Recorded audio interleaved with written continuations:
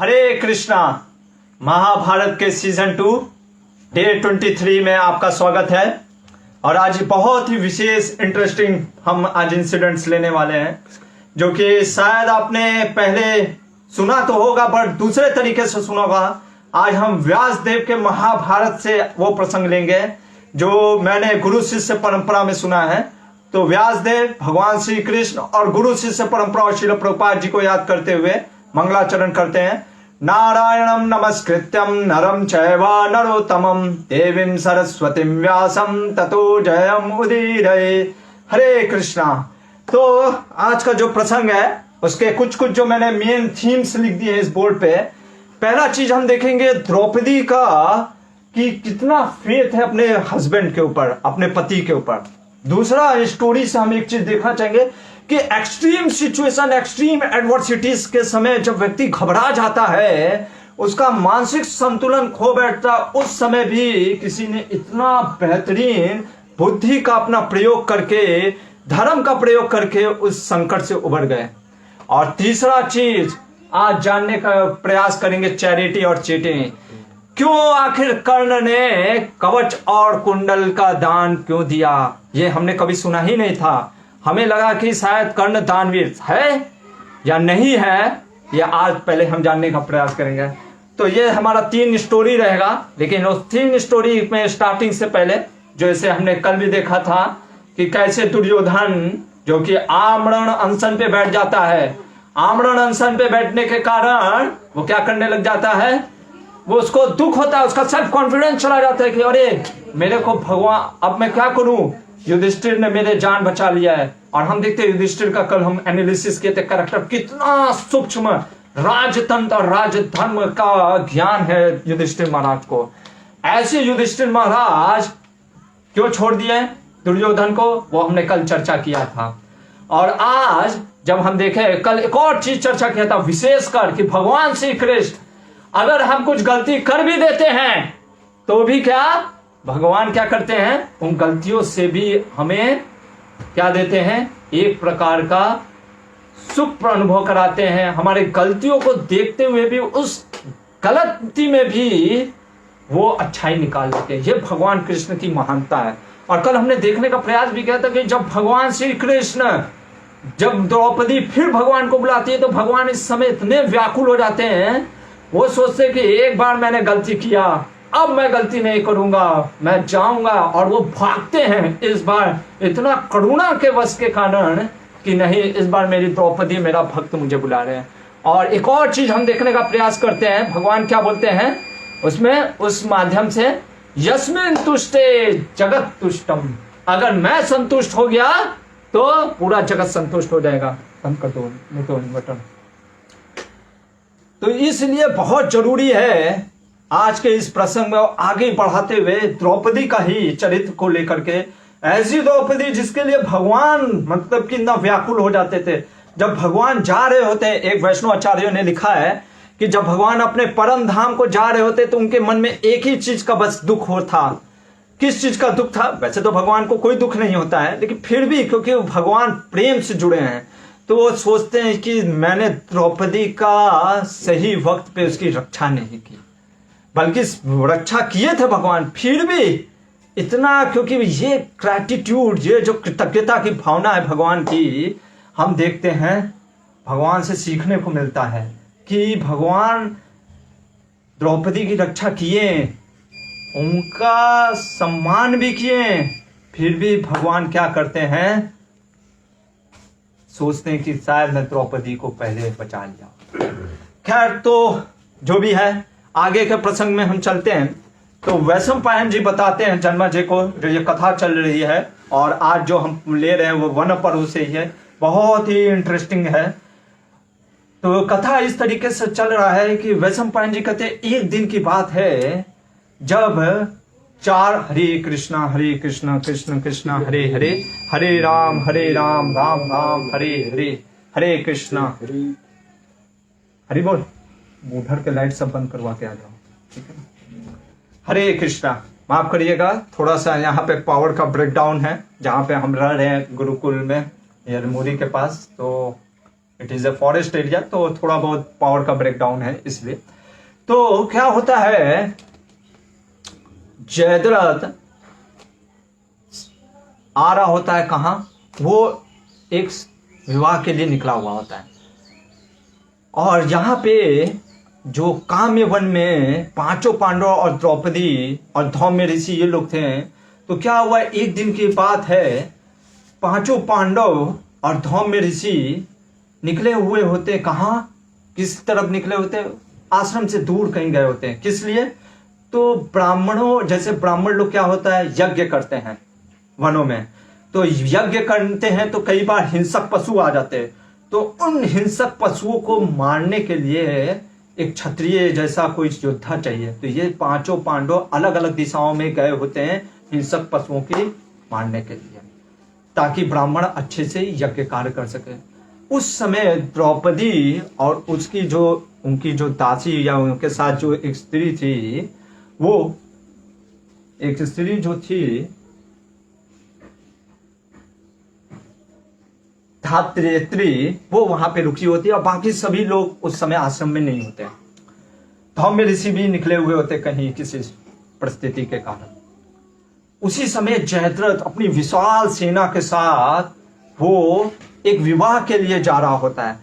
जयद्रथ जो कि एक सिंधु देश का, सौरवीर देश का राजा है, और दुस्सला जो कि बहन है दुर्योधन की, उसके पति हैं जयद्रथ।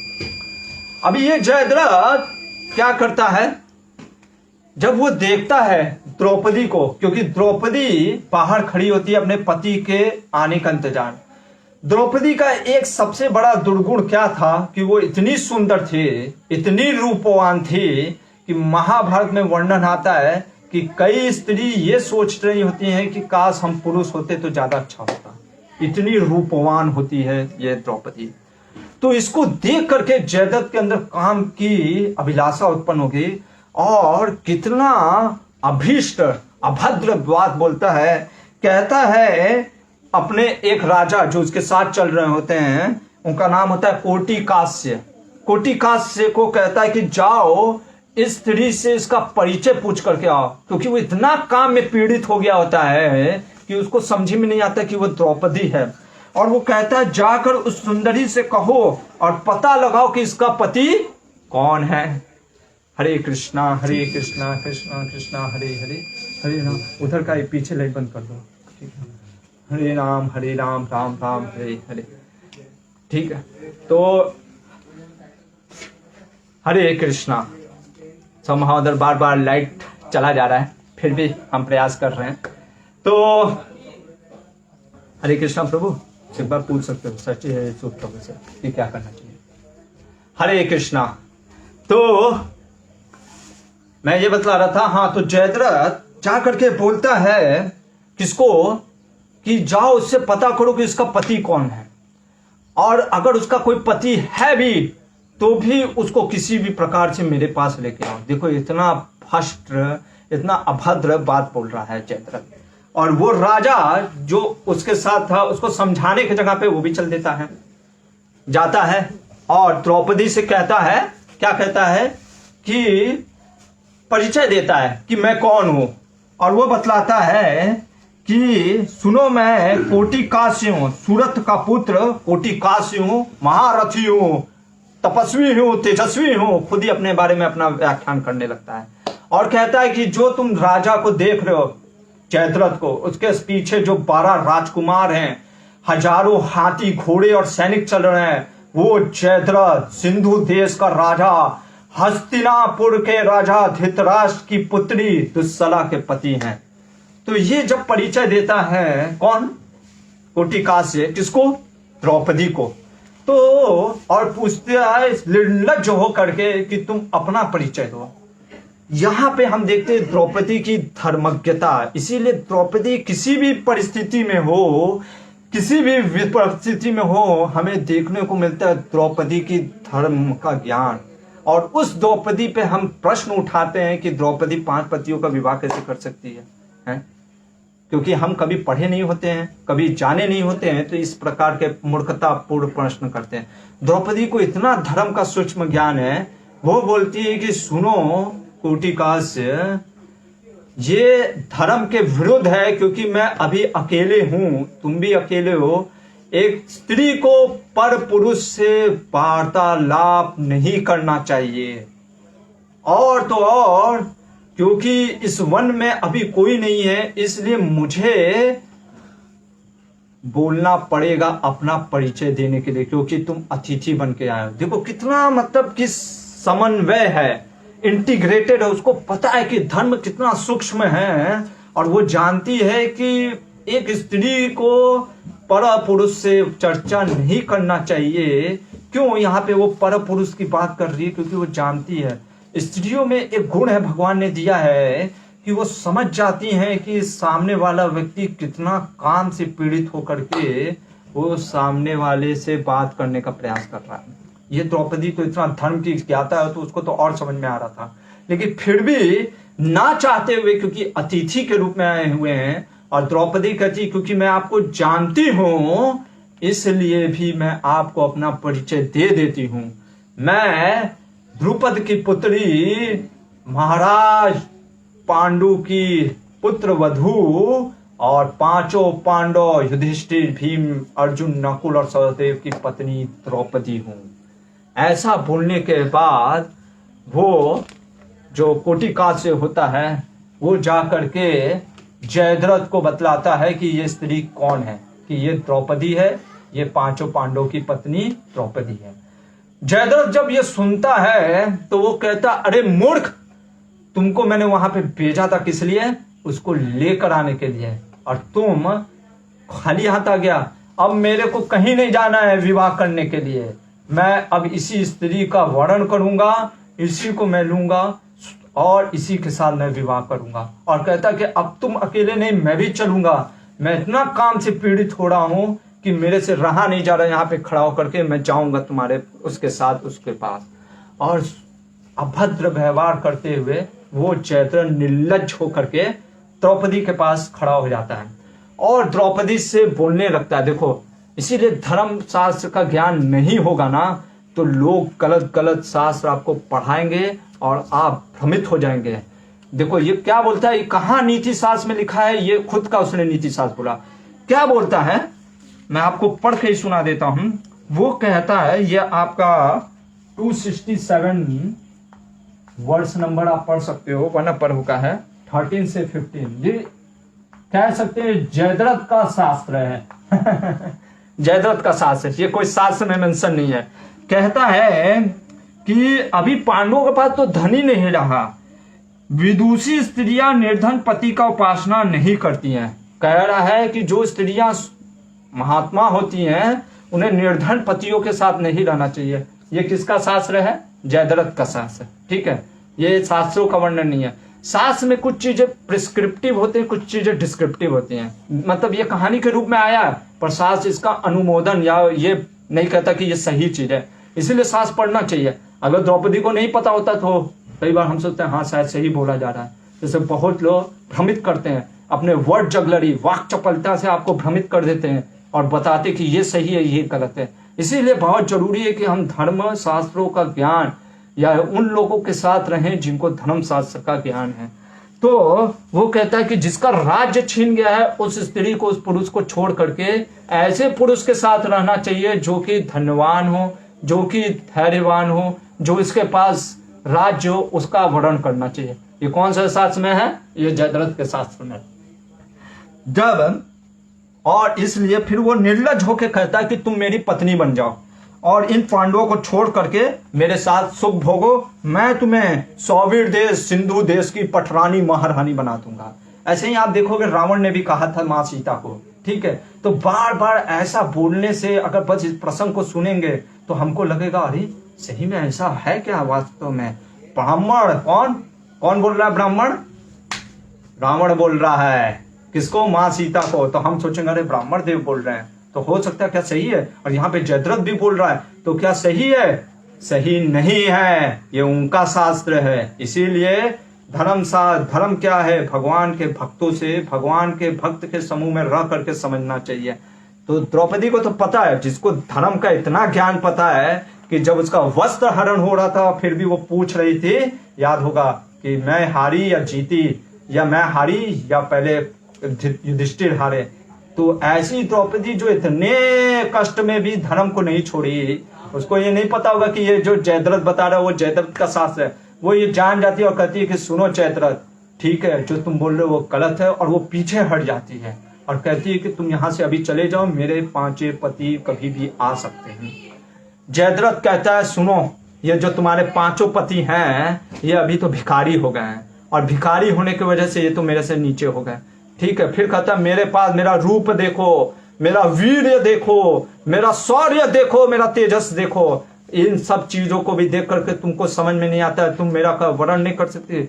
द्रौपदी को पूर्ण भरोसा था, और द्रौपदी उसको बातों में यहाँ पे भी देखो, दिस इज द इंटेलिजेंस, ये इंटेलिजेंस है। आज हम देखेंगे the intelligence of A women, क्या 2 वुमेन का। आज पहला ये जो स्टोरी चल रहा है ये द्रौपदी का इंटेलिजेंस, और दूसरा किसी एक और स्त्री का इंटेलिजेंस भी देखने का प्रयास करेंगे, क्योंकि हमारे शास्त्रों में सब चीज, हमारा शास्त्र जो कि एक किताब के पैर लगने पे भी, जैसे मैंने आपको बताया था कि जब भीम को हनुमान कहते मेरे को लांग करके चले जाओ, तो भीम कहता अगर मेरे को शास्त्र का ज्ञान नहीं होता तो मैं ये कर देता, लेकिन मेरे को शास्त्र का ज्ञान है, और शास्त्र कहता है कि हर एक के अंदर परम ब्रह्म परमात्मा भगवान श्री कृष्ण हृदय में स्थित हैं, इसलिए मैं लांघ नहीं सकता।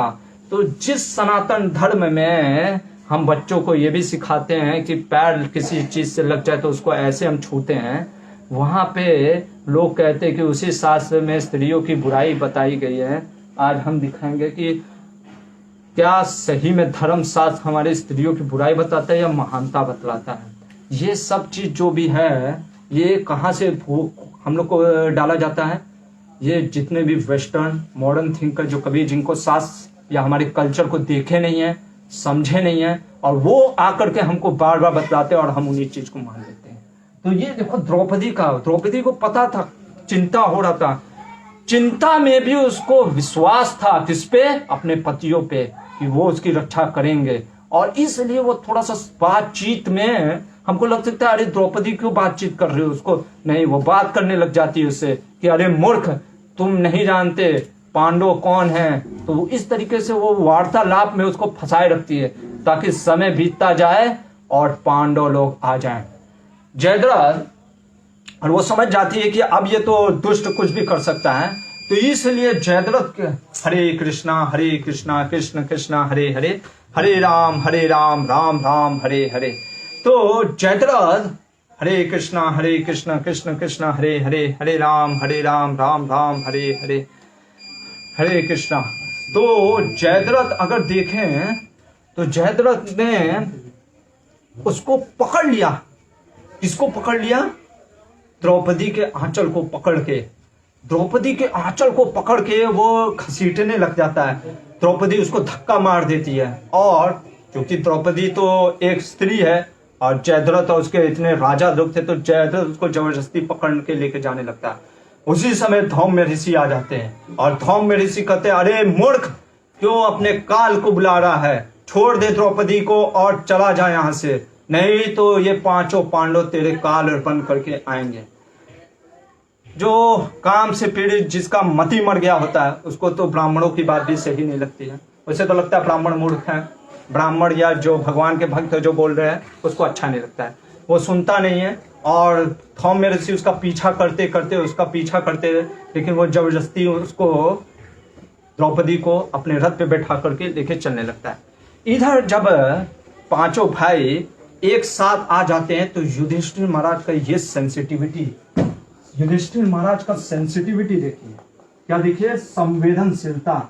ये संवेदनशीलता तभी डेवलप होगा जब हम दूसरों के दुख और पीड़ा को समझ सकते हैं। कल मैंने आपको बताया था, आज इतना हो गया है कि लोग जब मांस को काटते भी हैं, चिकन या गोट या किसी को काटते हैं, किसी के गर्दन को, वो क्या सोच रहे होते हैं कि मेरा उंगली ना कटे, और उनको सामने नहीं दिख रहा होता है कि किसी का गर्दन कट के इतना खून निकल रहा है, वो इतना उंगली से कटने से डरते हैं। ये होता है ढोंगीपन, पाखंडीपन और इतना असंवेदनशीलता। तो जब हम इतने संवेदनशील रहेंगे नहीं तो दूसरे का दुख को कैसे समझेंगे। लेकिन ये युधिष्ठिर महाराज है, उन्होंने देखा, क्या देखा कि मृग जो हैं, जो हिरण है, वो पूर्व की दिशा में दौड़ते हुए जा रहे हैं। और जब वो रथ पे से जा रहे होते हैं तो उनके बगल में से गीदड़ रेंगते हुए निकल के चला गया। जब व्यक्ति इतना सचेत रहता ना, आसपास क्या चल रहा है, क्या कुछ जा रहा है, प्रकृति हमेशा हमको संकेत देती है, लेकिन हम समझ नहीं पाते हैं। उसको समझने के लिए आपको इतना सेंसिटिव और अलर्टनेस चाहिए। वो तभी होगा जब हमारे अंदर कंपैशन और दूसरों के दुख को देख करके करुणा की भावना आएगी, नहीं तो बहुत मुश्किल है। युधिष्ठिर महाराज समझ जाते कुछ तो गड़बड़ है आश्रम में। वो कहते हैं चलो पांचों पांडवों को कि हमें वापस चलना होगा, कुछ तो मेरे को लग रहा है। वो पांचों पांडव भी कहते हैं हाँ। और जब वो पहुंचते हैं तो वहां पे देखते हैं कि जो एक दासी, जो द्रौपदी की धात्री रखती है, वो रो रही होती है। तो पांचों पांडव देखते हैं कि द्रौपदी का कहीं दिखाई नहीं दे रही है, तो मुझसे कहाँ गई द्रौपदी। तब वो धात्री बताती है कि किस तरीके से वो सौरवीर जो सिंधु देश का राजा जयद्रथ अपनी विशाल सेना लेकर के आया था और द्रौपदी को पकड़ करके जबरदस्ती लेकर के चला जाता है। जब ये युधिष्ठिर महाराज और पांचों पांडव सुनते हैं तब वो कहते हैं कि जयद्रथ का आज सही में काल आ गया है। और वो सभी अपना रथ लेकर के पूरा चलने लग जाते हैं उस दिशा में जहां जयद्रथ भागा होता है। इधर द्रौपदी को चिंता था कि कहीं कुछ गलत ना हो, लेकिन उसको विश्वास था जिस चीज पे, अपने पति पे, और वहां पे भी वो स्मरण करती है देवकी नंदन कृष्ण के कि अरे मैं तो भगवान की सखी हूं। देखो ये गर्व अलग चीज हो गया।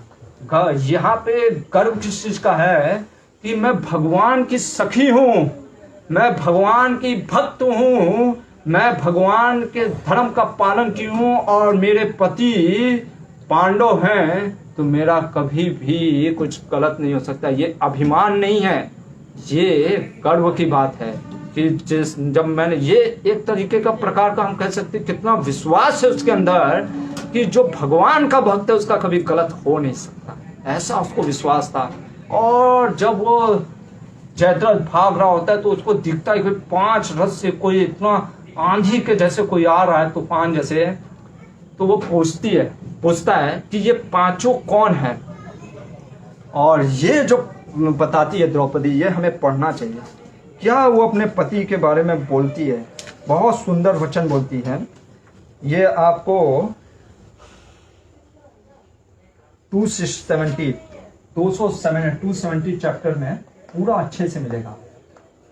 बहुत सुंदर वो एक एक पति के बारे में बोलती है। सबसे पहले कहती है युधिष्ठिर के बारे में, और युधिष्ठिर के बारे में कहती है कि ये जो मेरे पति हैं ये धर्मराज युधिष्ठिर हैं, धर्म के राज हैं। मतलब इनको कहा जाता है, एक तो ये धर्म के पुत्र भी हैं और दूसरा इनको धर्म की इतनी ज्ञान है, धर्म के साथ साथ अर्थ का भी इनको ज्ञान है, धर्म और अर्थ दोनों का ज्ञान है।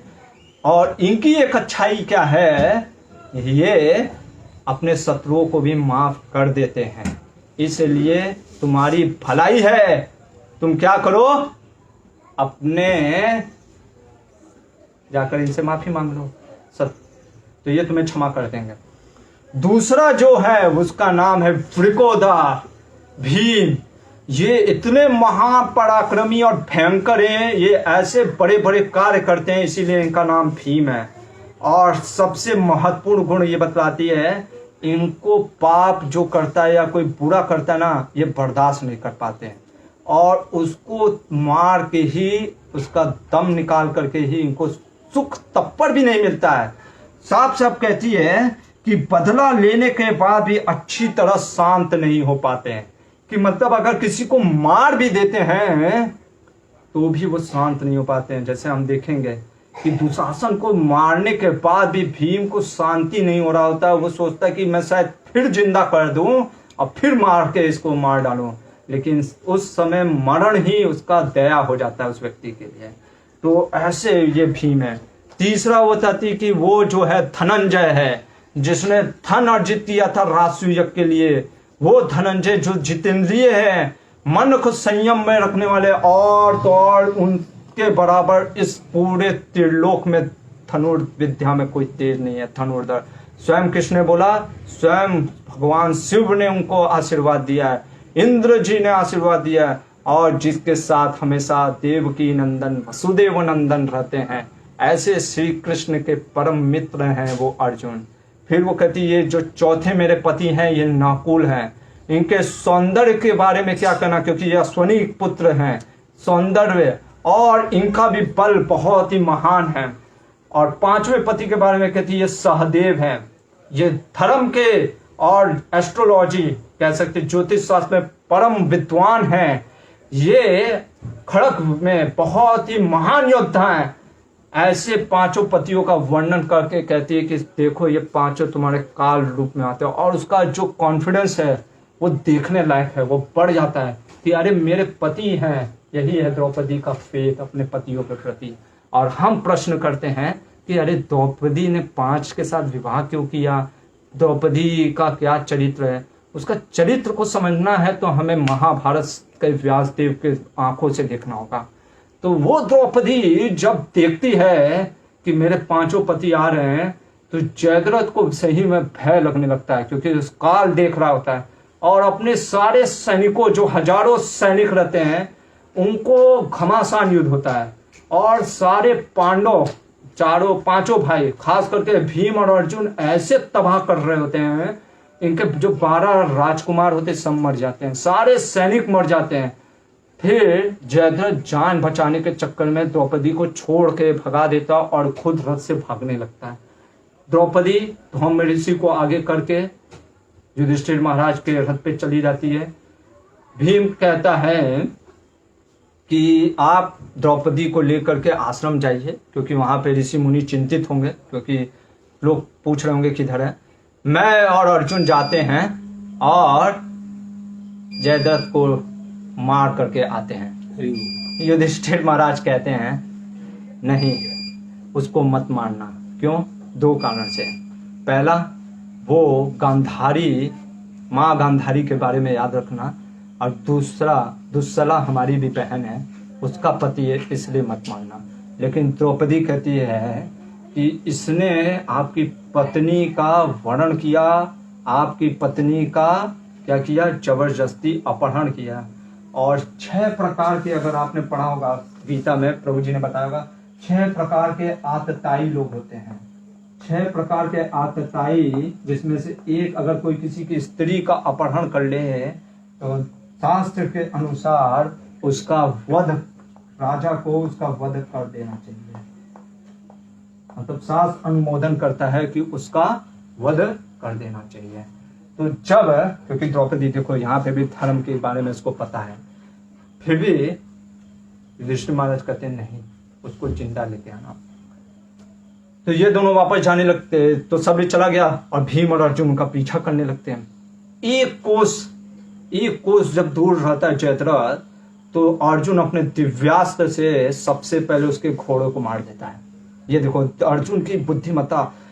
अर्जुन और कर्ण में यही अंतर है, अर्जुन जितना डिफिकल्ट सिचुएशन आता है उसमें उसकी बुद्धिमत्ता और बढ़ जाती है, और महान उसका मतलब पराक्रम देखने को मिलता है, क्योंकि उसको पता है पहले अगर घोड़े को मार दिया तो वो आगे बढ़ेगा नहीं बढ़ेगा, तो इसलिए सबसे पहले घोड़े को मार दिया। घोड़ा मर गया तो रथ वहीं पे रुक गया, जयद्रथ वहीं पे खड़ा हो गया, अभी कितना पैदल भागेगा।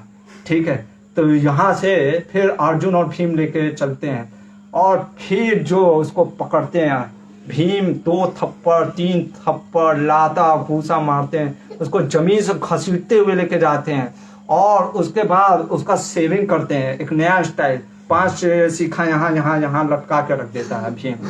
शायद उसी को देख करके आजकल मैं देखता हूँ बहुत से फुटबॉलर और वेस्टर्न लोग भी ऐसा रखते हैं, शायद जयद्रथ कटिंग है ये, तो जो भी है। तो वो जब देख करके भीम मारता है खूब, और उसको पकड़ के जान से ही मारने वाला होता है, अर्जुन कहता है नहीं, युधिष्ठिर महाराज बड़े भाई ने कहा इसको जिंदा लेके आने के लिए। भीम कहता है तुमने मेरे को क्यों याद दिला दिया, अगर तुम याद नहीं दिलाए होते तो अभी इसका मैं छाती फाड़ दिया होता। इसने मेरी पत्नी का अपहरण किया। पर देखो इतना क्रोध में भी, यह महानता पांडवों की, इतना क्रोध में भी उसको अपने बड़े का बात का अनादर करना अच्छा नहीं लगा भीम को। यह महानता भीम की। कहा नहीं, भाई ने बोला है, बड़ा भाई ने, धर्मराज युधिष्ठिर ने बोला है, राजा ने बोला है, नहीं मारूंगा। भले इतना क्रोध था तो उसको पकड़ के घसीटते हुए कहता है कि आज से तू कहीं भी जाएगा तो क्या बोलेगा, मैं युधिष्ठिर का दास हूं। तो वो जिंदा रहना चाहता था, वो भी कह देता हाँ मैं यही बोलूंगा, मेरे को कुछ नहीं बोलना। ये बोलते हैं जयद्रथ को घसीटते हुए लेके चलते हैं कहाँ, जहां पे द्रौपदी और युधिष्ठिर महाराज आश्रम में होते हैं। और इधर आश्रम में जब वो पहुंच जाते हैं सारे, जब ऋषि मुनियों को पता चलता है कि द्रौपदी से ही सलामत पहुंच गए, सभी स्वस्ति वचन कर रहे होते हैं, उसी समय ये जयद्रथ को घसीटते हुए लेके आते हैं और 5 उसकी शिखाएं ऐसी लगी होती हैं, सारे बाल छिले होते हैं। तो जब वो भीम कहता है कि अब मैं इसका क्या करूं, इसको मार दूं, तो युधिष्ठिर महाराज कहते कि नहीं, छोड़ दो। और उधर द्रौपदी की भी करुणा देखने की बात है। द्रौपदी समझ जाती है कि मेरी माँ गांधारी को बहुत दुख होगा, मेरी बहन जैसी दुस्सला को बहुत दुख होगा कि उसका पति मर गया, इसलिए इसको छोड़ देना ही ज्यादा अच्छा होगा। और युधिष्ठिर महाराज कहते कि आज के बाद ऐसा गलत कार्य कभी मत करना किसी दूसरे स्त्री का अपहरण करके। जाओ सिंधु देश के राजा जयद्रथ, मैं तुमको अभय दान देता हूं। तो ये करुणा रख करके, ये अपने माता और बहन के बारे में सोच करके युधिष्ठिर महाराज ने छोड़ दिया। लेकिन शायद भाग्य कुछ और चाहता था, या जो भी है, गलती उनकी भी नहीं थी। हम ऐसा नहीं बोल सकते कि युधिष्ठिर महाराज ने गलत किया, क्योंकि वो सगे थे, संबंधी थे, इसलिए छोड़ दिए। और एक क्षत्रिय को जब दास बना दिया जाता है, जब उसको मतलब कि एकदम निर्लज कर दिया जाता है, तो उसके लिए वो भी एक वध के समान है। ये शास्त्र कहता है कि अगर क्षत्रिय को, कि अगर आप उसका अपमान कर दीजिए तो वो उसके लिए एक मृत्यु दंड के समान है। तो उस प्रकार से भी 6 अत्यंत आयु में उसका वध हो चुका होता है नीति शास्त्र के अनुसार। तो पर छोड़ देते हैं, पर छोड़ने के बाद वो वहां नहीं जाता अपने देश, वो जाता है हरिद्वार, गंगा द्वार। और हरिद्वार में जाकर के बहुत घोर तपस्या करने लगता है। बहुत तपस्या करने के बाद वो क्या करता है, भगवान शिव को प्रसन्न करता है। और भगवान शिव को प्रसन्न करने के बाद वो उनसे वर मांगता है।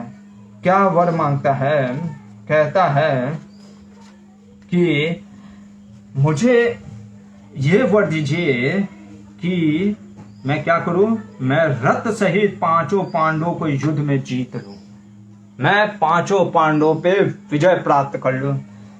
भगवान शिव महादेव उससे कहते हैं ऐसा नहीं हो सकता, पांडव अजय हैं और अवध्य हैं, तुम केवल, मैं तुमको एक दिन के लिए सिर्फ ये दे सकता हूं कि तुम 4 पांडवों पे विजय प्राप्त कर सकते हो, लेकिन अर्जुन पे नहीं। क्यों? महादेव बोलते हैं, इसलिए वो जो अर्जुन है ना, वो साधारण व्यक्ति नहीं है। नर नारायण करके जब ऋषि जो बद्री के आश्रम में आए थे, जो नारायण तो स्वयं श्री कृष्ण हैं, वो नर यही अर्जुन था। और श्रील प्रभुपाद जी भी कहते हैं कि भगवान के पार्षदों में, खैर ये तो कभी कभी युधिष्ठिर लोग भी भगवान के पार्षद है, लेकिन अर्जुन जो है और खास करके कुंती महारानी, ये भगवान की एकदम निकटतम पार्षद में से एक है। भगवान कृष्ण के कहने का मतलब है जब भी भगवान जहाँ अवतार लेते हैं, ये अर्जुन और कुंती भगवान के साथ हमेशा रहते हैं। तो इसलिए तुम इस अर्जुन पे तो कभी विजय प्राप्त नहीं कर सकते, क्योंकि इनके सखा कौन है, नारायण। और महादेव फिर वर्णन करते हैं कि कौन है नारायण। कहते हैं आदि अनंत परम ब्रह्म परम धाम पवित्रम परमम भगवान। वो परम धाम पवित्र हैं, जो आदि है, अनंत है। और बोलते हैं कि कैसे सृष्टि की रचना इन्हीं से होती है, यही नारायण है, यही सच्चिदानंद श्री कृष्ण हैं, जिनके कमलों से, इनके नाभि से कमल उत्पन्न हुआ और ब्रह्मा जी का उदय हुआ। फिर बहुत अच्छे से वर्णन करते हैं कैसे वराह देव ने हिरण्याक्ष का वध किया, कैसे नरसिंह अवतार लेकर के हिरण्यकशिपु का वध किया, राम अवतार लेकर के रावण का वध किया। ऐसे सारे वामन अवतार, अभी वामन द्वादशी गया, वामन अवतार का वर्णन करते, पूरा वर्णन करते हैं और कहते हैं श्री राम राम रामेति रमे रामे मनोरमे। मैं भगवान भोलेनाथ वही राम का मैं हमेशा स्मरण करता हूँ, वही भगवान कृष्ण का स्मरण करता हूँ, और जिनके सखा स्वयं भगवान परम ब्रह्म हैं, तुम उनको हरा क्या, तुम उनका कुछ भी नहीं कर सकते। इतना पूरा वर्णन करने के बाद भी उसका दिमाग का बत्ती नहीं जलता है। देखो कई लोग को पूरा चीज बता दो कि भगवान कृष्ण कौन है, फिर भी उनके अंदर इतना द्वेष भरा होता है, वो फिर भी वो कहता है नहीं आप मेरे को वरदान दे दीजिए, ठीक है मैं, मतलब हट होता है कुछ लोगों का, मैं तो नहीं सुधरूंगा। तो जयद्रथ को इतना पूरा कथा बता भी दिया कि भैया जो है वो उसके साथ कृष्ण है जो कि भगवान अनादि हैं, मतलब कि इतना अच्छा ज्ञान दे दिया वरदान के रूप में। देखो भगवान शिव कई बार, जैसे मैं भी काशी का रहने वाला हूं तो मैं आपको सही बता रहा हूं, कई लोग आते हैं भगवान शिव से कुछ ना कुछ मांग रहे होते हैं, लेकिन आप सही में अगर भगवान शिव से पूछे कि आप क्या चाहते हो, वो मेरे को वरदान दीजिए, तो आप देखिए वो आपको क्या देते हैं। हम लोग उसी तरीके से भगवान शिव ने कहा अरे तू वरदान में क्या मांग रहा है, मैं चल तेरे को पूरा भगवान की अनंत कथाएं सुनाता हूँ जयद्रथ, और इसके सुनने के बाद हो सकता है तू भगवान का भक्त बन जा, भगवान के आश्रय ले ले। लेकिन उसकी बुद्धि में ताला लगा रहता है, समझता तो है नहीं, और क्या करता है वो अड़ा रहता है अपने अहंकार के बस कि नहीं मेरे को तो यही चाहिए। जैसे बहुत से लोग कहते हैं नहीं भगवान शिव मेरे को तो यही चाहिए, मेरे को रूप चाहिए, मेरे को धन चाहिए, मेरे को सुंदर स्त्री चाहिए। भगवान कहते हैं अरे इतना तपस्या करके भी तू यही चीज मांग रहा है, इससे अच्छा तो राम का नाम मांग लेता तो मैं उसको दे देता। तो खैर जयद्रथ ने सुधरा नहीं, वो वही मांगता है, और वो मांग करके फिर हम देखेंगे क्या होता है जब महाभारत का युद्ध होगा। तो ये होने के बाद युधिष्ठिर महाराज शोक में थोड़े से होते हैं और दुख में पीड़ा। देखिए महाभारत कितना मतलब कि प्रैक्टिकल है। वो बता रहे हैं कि दुख होता है, जब आपके साथ कोई घटना होता है तो दुख होना स्वाभाविक है, और लेकिन उस दुख में करना क्या होता है ये युधिष्ठिर महाराज से सीखना चाहिए। ये नहीं कि हाय रे हाय मर गया मैं क्या करे, रोना धोना नहीं। रोना भी है तो किसके सामने, साधु संत के सामने। मार्कंडेय ऋषि से पूछते हैं मेरी पत्नी द्रौपदी, देखो कितना मतलब अपनी द्रौपदी के बारे में बोलते हैं, पतिव्रता स्त्री है, मेरे को तो कुछ दिखता नहीं ऐसा कि कभी इसने कोई अधर्म की चीज किया हो, इतनी धर्मज्ञ है, इतना पतिनिष्ठ है, सती है, फिर भी इसको इतना दुख से जाना पड़ रहा है। मुझ जैसा क्या कोई अभागा है इस त्रिलोक में जो इतना कष्ट झेला है क्या? मार्कंडेय ऋषि कहते हैं तुमको मैं एक कथा सुनाता हूँ, और उन्होंने पूरा संक्षिप्त में क्या सुनाया, रामायण राम कथा सुनाया। और राम कथा में क्या बताते हैं, हम रामायण करेंगे नहीं क्योंकि वो हमारे प्रभु जी केशवानंद प्रभु आपको पूरा रामायण कथा कराने ही वाले हैं। तो वो पूरा कथा सुनाते मार्कंडेय ऋषि कि कैसे भगवान हो करके स्वयं राम जी, राम की लीला, मनुष्य की लीला, अब जानंती मामूढ़ा मानसिम तनुमाश्रितम, मनुष्य नहीं समझो राम जी को, भगवान है फिर भी राम लीला मनुष्य की लीला करते हुए, तुम्हारी तो पत्नी है, उनकी तो पत्नी का हरण हो गया था, तुम्हारे साथ तुम्हारे 4 भाई हैं, भीम जैसा महारथी महाबली, अर्जुन जैसा महान धनुर्धर जिसको इंद्र और शिव जी का आशीर्वाद प्राप्त है, नकुल सहदेव है, राम जी के साथ तो कोई नहीं था, उनका कोई भाई नहीं था, सिर्फ वानर को लेकर के उनकी पत्नी का अपहरण भी कर लिया गया था। इतने दुख में भी वो स्वयं भगवान होकर के भी इतना दुख झेले हैं, दुख झेले इन द सेंस मतलब कष्टों से जाना पड़ा, तो तुम्हारा तो कष्ट उनके अणु भर के समान नहीं है, ऐसे बोलते हैं मार्कंडेय ऋषि। और कहते हैं तुम घबराओ नहीं, और राम की पूरा कथा सुनाने के बाद कहते हैं अरे तुम्हारे पास उन्हीं राम के अवतार जो हैं भगवान श्री कृष्ण, राम और कृष्ण तो एक ही हैं, तो वही कृष्ण तुम्हारे साथ हैं, तुम्हें घबराने की क्या बात। ये वर्ष बीतेगा जैसे ही, क्योंकि अब 2 ही वर्ष बचा था, जैसे ही 2 वर्ष बीतेंगे तुम फिर से राज्य को प्राप्त कर लोगे। ये बोल करके फिर क्या होता है, युधिष्ठिर महाराज एक प्रश्न करते हैं। क्या प्रश्न करते हैं कि मेरे को जानना है क्या कोई एक ऐसी पतिव्रता स्त्री की महिमा के बारे में कि क्या आपने कभी सुना है, क्योंकि मैं द्रौपदी को देखता हूँ इतनी महान पतिव्रता स्त्री है, सौभाग्यवती है, क्या इससे पहले भी कोई एक ऐसी स्त्री हुई जिसने पतिव्रता में महात्म्य प्राप्त किया। और यहाँ पे मार्कंडेय ऋषि एक कथा सुनाते हैं जिसमें हम देखेंगे सही में एक ऐसी स्त्री की महिमा, और इसमें बहुत कुछ समझने का प्रयास करेंगे, जैसे कि कॉन्सेप्ट ऑफ मैरिज, रिलेशनशिप और इंटेलिजेंस ऑफ ए वुमेन, कितनी बुद्धिमता एक स्त्री की कथा। ये कथा ऐसे है कि एक राजा हुए मध्य देश के जिनका नाम था अश्वपति। अश्वपति करके एक मध्य देश के राजा थे। ये राजा क्या थे, बहुत ही धर्मशील थे, धर्मात्मा थे। ठीक है, ये आपको मिल जाएगा चैप्टर नंबर मैं बता देता हूँ 293 में, 293 से स्टार्ट है ये चैप्टर 1 में।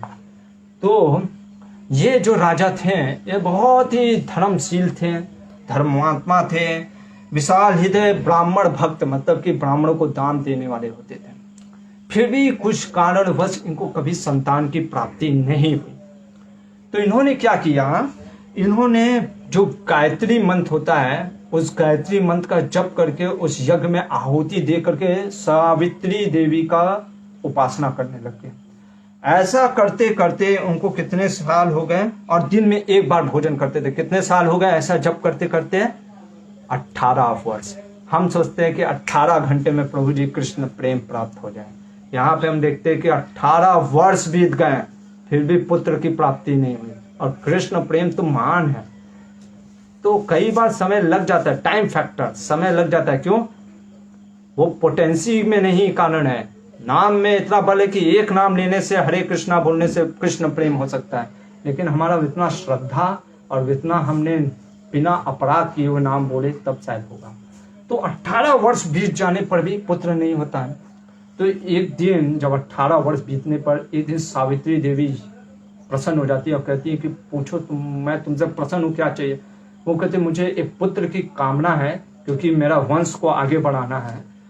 तो सावित्री देवी कहती है कि मेरे को ब्रह्मा जी ने आशीर्वाद दिया है कि तुमको एक पुत्री होगी, ठीक है, और तुम इस पे संशय मत करो, तुम्हारा वंश बढ़ेगा। देखो, चाहता था क्या? पुत्र। मिली क्या? पुत्री।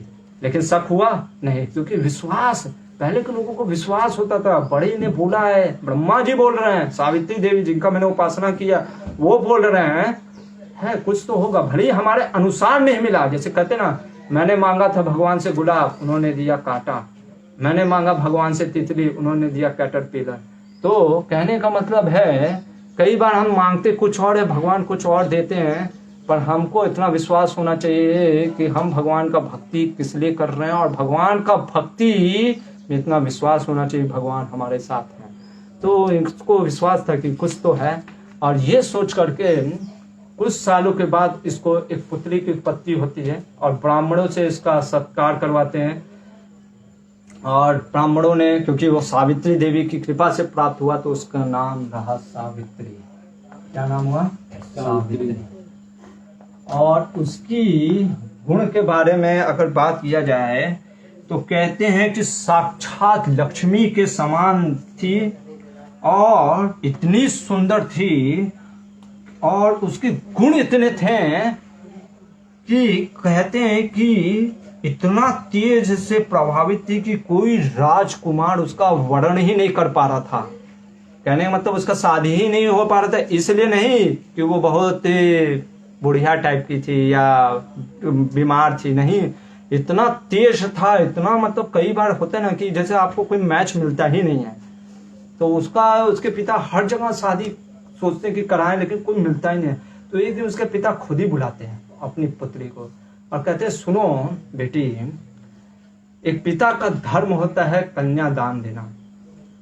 चूंकि मैं देखता हूं और तुम्हारा अवस्था भी हो गया विवाह करने का, तुम्हारा अब जो अवस्था हो गया है, विवाह करने का आयु हो गया है, पर मैं देखता हूं कोई राजकुमार तुमको वर्णन करने में सक्षम ही नहीं है और कोई कर भी नहीं पा रहा है। तो तुम एक काम करो, स्वयं जा करके कोई राजकुमार, ये ब्राह्मणों को लेकर के जाओ। देखो अकेले नहीं भेजा, ब्राह्मणों के साथ जाओ, लेकिन स्वयं ढूंढो। देखो ये कौन कहता है कि हमारे शास्त्र में स्त्रियों को कोई फ्रीडम नहीं था? आप पढ़ते ही नहीं हो, ठीक है ना? आप पढ़ो, समझने का प्रयास करो, फ्रीडम कहाँ, कैसे, किस समय देना चाहिए। उनको अपनी पुत्री पे इतना विश्वास था कि वो इतनी गुण संपन्न में है, इतनी तेज है, फिर भी उसको ब्राह्मणों के साथ भेजा, ठीक है, बूढ़े ब्राह्मणों के साथ, कि जाओ अपने लिए खुद ही वर ढूंढ लो, और हाँ जब ढूंढ लेना तो विवाह ठहरक मत कर देना, आकर के बताना, और फिर हम विवाह संस्कार के साथ कराएंगे। तो ये मन में दुख तो होता है कि हाँ अरे कोई नहीं मिल रहा है, और फिर भी लेकिन पिता का मेरे को अभिमान भी रखना है। सावित्री ब्राह्मणों को लेकर के चलती है, पूरे भारत में भ्रमण करती है, और भ्रमण करते करते कई वर्ष बीत गए होते हैं। एक दिन राजा, ये राजा का नाम अश्वपति था, तो ये राजा अश्वपति के घर, मतलब के महल में नारद मुनि आए हुए थे। नारद मुनि पहुंचे होते हैं, नारद मुनि से प्रश्न करते हैं। कौन प्रश्न करता है? ये अश्वपति, कि सब ठीक है देवर्षि नारद, आप बताइए, भगवान के चार बारे में चर्चा कर रहे होते हैं। नारद मुनि ने कहा आपकी तो एक पुत्री थी, उसका विवाह हो गया है क्या? क्योंकि उसकी आयु हो चुकी है, अब तो उसका विवाह हो जाना चाहिए था। उसी समय अश्वपति ने देखा कि उसकी पुत्री आ रही होती है सारे ब्राह्मणों के साथ, और अश्वपति कहते हैं कि अब इसी से पूछ लेते हैं कि इसने किस पति को चुना। तो ये बतलाती है, क्या बोलती है सावित्री, कहती है कि साल्व देश में, साल्व देश करके देश है, उसके एक राजा हुए द्युमत्सेन, द्युमत्सेन, जो कि बहुत ही महान क्षत्रिय थे, लेकिन वो कोई कारणवश से अंधे हो गए। और जब राजा अंधा हो गया तो स्वाभाविक है कि उसके आसपास के जो देश के राजा थे उन्होंने आक्रमण करके उसके राज को हड़प लिया, और ये राजा अपनी पत्नी, जो उनको एक छोटा सा, मतलब उस समय पुत्र था बाल अवस्था में, उनको लेकर के वो वन में चले जाते हैं। अभी चूंकि बालक तो जन्म लिया था नगर में, लेकिन उसका व्यवहार और उसका पालन पोषण कहाँ हो रहा था? वन में। तो वन में पालन पोषण होने के कारण वो कैसा हो गया, वो तपस्या में और बड़े बड़े व्रतों का पालन करने में वो योग्य हो गया था। और मैं इसी का नाम सत्यवान है, मैं इसको अपना पति के रूप में चुनना चाहती हूँ। तो कैसा इन्होंने चुना? क्योंकि वो भी तपस्वी थी, वो भी उत्तम मतलब की गुणों में संपन्न थी, इसलिए भी उसने अपने अनुसार ऐसे ही तपस्वी पति को चुना। नारद मुनि ने कहा अरे कृष्णा, तुमने तो बहुत बड़ा गलती कर दिया, तुमने सत्यवान को तुमने चुन लिया। अरे जिसके पिता हमेशा सत्य बोलते हैं, जिसकी माता हमेशा सत्य बोलती है, इसीलिए उसका नाम सत्यवान है, तुमने उसको चुन लिया। आप कहेंगे अरे प्रभु जी ये क्या हो रहा है, अच्छा तो है ना, सत्य बोलता है, और नारद मुनि ऐसा क्यों बोलेंगे? तो यही प्रश्न वो भी करते हैं अश्वपति। कहते हैं नारद मुनि, तो क्या वो जो व्यक्ति है वो क्षमाशील नहीं है? क्या वो तेजस्वी नहीं है? क्या वो इंटेलिजेंट नहीं है? वो क्या IIT क्रैक नहीं कर पाएगा? क्या वो मोबाइल का नंबर याद नहीं कर पाएगा? क्या वो क्लास में फर्स्ट नहीं आता है? तो वो कहते सुनो, तेजस्वी में तो वो सूर्य के समान है, विद्वानों में वो बृहस्पति के समान है, और इंद्र के समान वो वीर है, और पृथ्वी के समान क्षमाशील है। तो कहते फिर क्या वो सुंदर नहीं है? वो हैंडसम, फेयर एंड हैंडसम उसको लगाना पड़ता है क्या? फेयर एंड लवली लगाना पड़ेगा क्या उसको? रूपवान नहीं है क्या? वो ब्राह्मण भक्त नहीं है, ब्राह्मणों की सेवा नहीं करता है? वो कहते सुनो, ब्राह्मणों के सेवा में वो रांति देव के जैसा है, शिवी के जैसा वो महान ब्राह्मण भक्त है, और रूप की क्या बात कर रहे हो, वो अश्विनी कुमार के जैसा रूपवान है। अरे सब तो गुण है, फिर सुंदर भी है, फर्स्ट क्लास भी है, टॉप भी करता है क्लास में, बढ़िया एकदम हेल्दी बॉडी भी है, सब कुछ है, तो दिक्कत क्या है? तो उसके पति है, उसके पिता कहते हैं फिर दिक्कत क्या है नारद मुनि जी? कहते हैं दिक्कत बस एक ही है, अगले वर्ष उसकी मृत्यु हो जाएगी। क्या हो जाएगी? अगले वर्ष उसकी मृत्यु हो जाएगी। तब उसके पिता कहते हैं अरे बाप रे बाप, तब तो अब कौन सा पिता अपनी पुत्री को एक ही वर्ष में विधवा देखना चाहता है? कोई नहीं देखना चाहेगा। वो कहते ये तो सारा गुड़ गोबर हो गया, अभी इतना गुण लेकर तो क्या फायदा जब व्यक्ति ही जिंदा नहीं रहेगा। पर सावित्री कहती है, ये है देखो जो धर्म में स्थित होते हैं, वो कहती है कि मेरा मन उसके पति गया है। पहले के लोग का मन इतना शुद्ध होता था ना, वो इधर उधर भागता नहीं था कि आज इधर मन कर गया, उधर मन कर गया, इधर मन कर गया। नहीं, मेरा मन इतना पवित्र है और मैं धर्म का आचरण करती हूँ। मैंने उनको पति के रूप में चुन लिया है, इसलिए अब आयु कम है या ज्यादा है मैं उसकी परवाह नहीं करूंगी, मैं तो उसी को पति का वर में चुनूंगी। सोचो, ऐसा वो ये मत सोचना कि सिर्फ प्रेम के कारण बोली, वो कह रही है धर्म के कारण कि मेरा मन उसमें लग गया है, इसलिए धर्म के अनुसार मैं तो अब उसी को ही पति चुनूंगी। पिता कहता पागल हो गई हो बेटी, क्या कर रही हो? मर जाओगी, अगले ही साल विधवा हो जाओगी क्या? देवर्षि नारद जी भी कहते देखो, ये होता है गुरु का आश्रय। देवर्षि नारद कहते सुनो अश्वपति, ये तुम्हारी जो पुत्री है ना, ये धर्मात्मा है, और कहते कि ये जो बोल रही है सत्य है, इसको करने दो। मेरा आशीर्वाद है कि इसका हमेशा अच्छा होगा, और हम देखेंगे कि यही चीज कि किसी का ब्लेसिंग, खास करके नारद मुनि जैसा कोई वैष्णव, अगर अरे नारद मुनि तो महान वैष्णव है, अगर उनका ब्लेसिंग मिल जाए तो कभी कभी होनी भी अनहोनी भी होनी हो टल सब टल जाता है। तो साथ साथ बोलते हैं, कौन बोलते हैं? नारद जी, कि आपकी पुत्री बुद्धि में स्थिर है, गुणों में श्रेष्ठ है, और सत्यवान भी गुणों में श्रेष्ठ है। मैं तो समझता हूं कि विवाह कर ही देना चाहिए। तो देखो प्रिंसिपल बिहेवियर नहीं है, इसीलिए मैंने ये प्रसंग लिया, क्योंकि हम लोग कई बार सोचते हैं अरे वो अपने मन से कर दी। नहीं, किसका आशीर्वाद है? नारद मुनि का आशीर्वाद है। और फिर पिता ने भी आशीर्वाद दिया कि सावित्री जाओ, तुम्हारा विवाह सत्यवान से ही होगा। और सावित्री भी क्यों विवाह कर रही है? सिर्फ प्रेम के कारण नहीं, धर्म के कारण भी, कि मेरा मन उसके तरफ किया। तो ये सब होने के बाद उसके पिता वहां पे जाते हैं जहां वन में वो रहते हैं। सत्यवान उनका पालन पोषण कर रहा होता है। ये पूरा राजा अश्वपति सारे सामग्री को ले करके इकट्ठा करके जाते और कहते हैं कि मेरे को आपके पुत्र अपनी पुत्री के लिए चाहिए। द्युमत्सेन कहते हैं आप पागल हो गए हैं क्या? हम कहाँ फकीर, आप कहाँ राजा हैं, हमारा से आप क्यों विवाह करना चाहते? तो वो कहते सुंदर बात, देखो आज कौन राजा है, कल कौन रंक हो जाएगा कोई नहीं जानता है, ये भौतिक जगत है।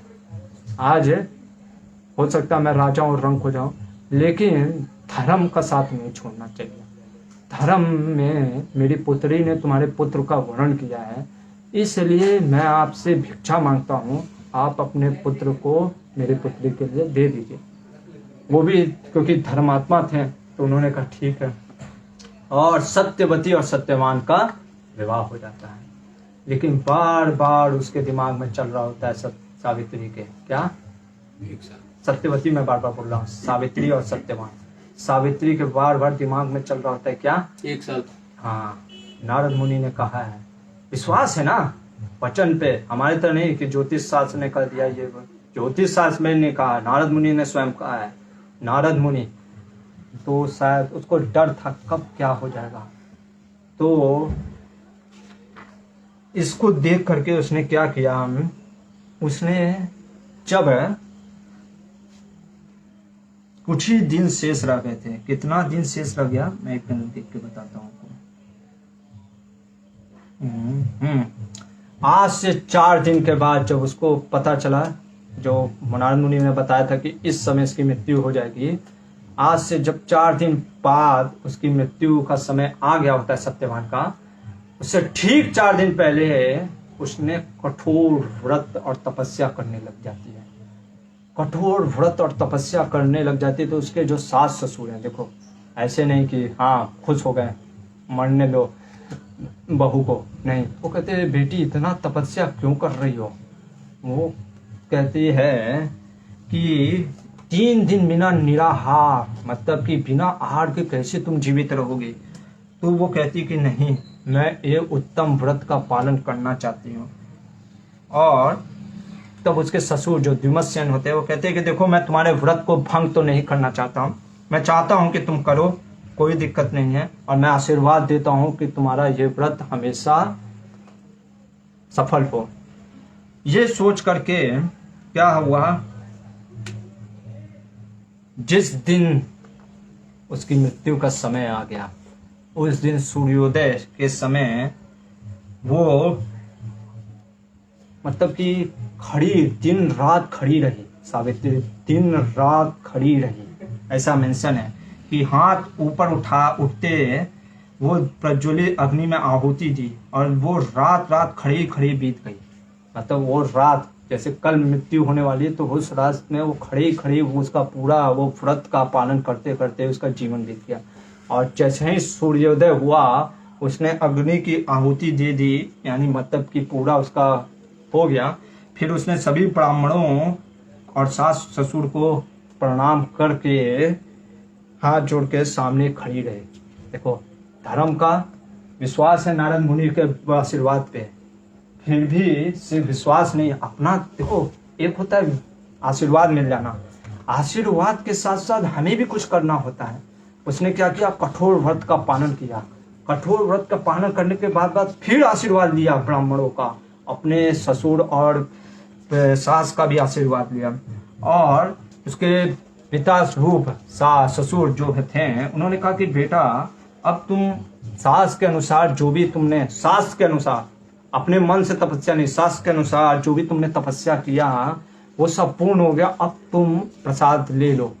वो कहती नहीं, मैं सूर्यास्त तक वेट करूंगी, क्योंकि उसको पता था सूर्यास्त से पहले कुछ होने वाला है।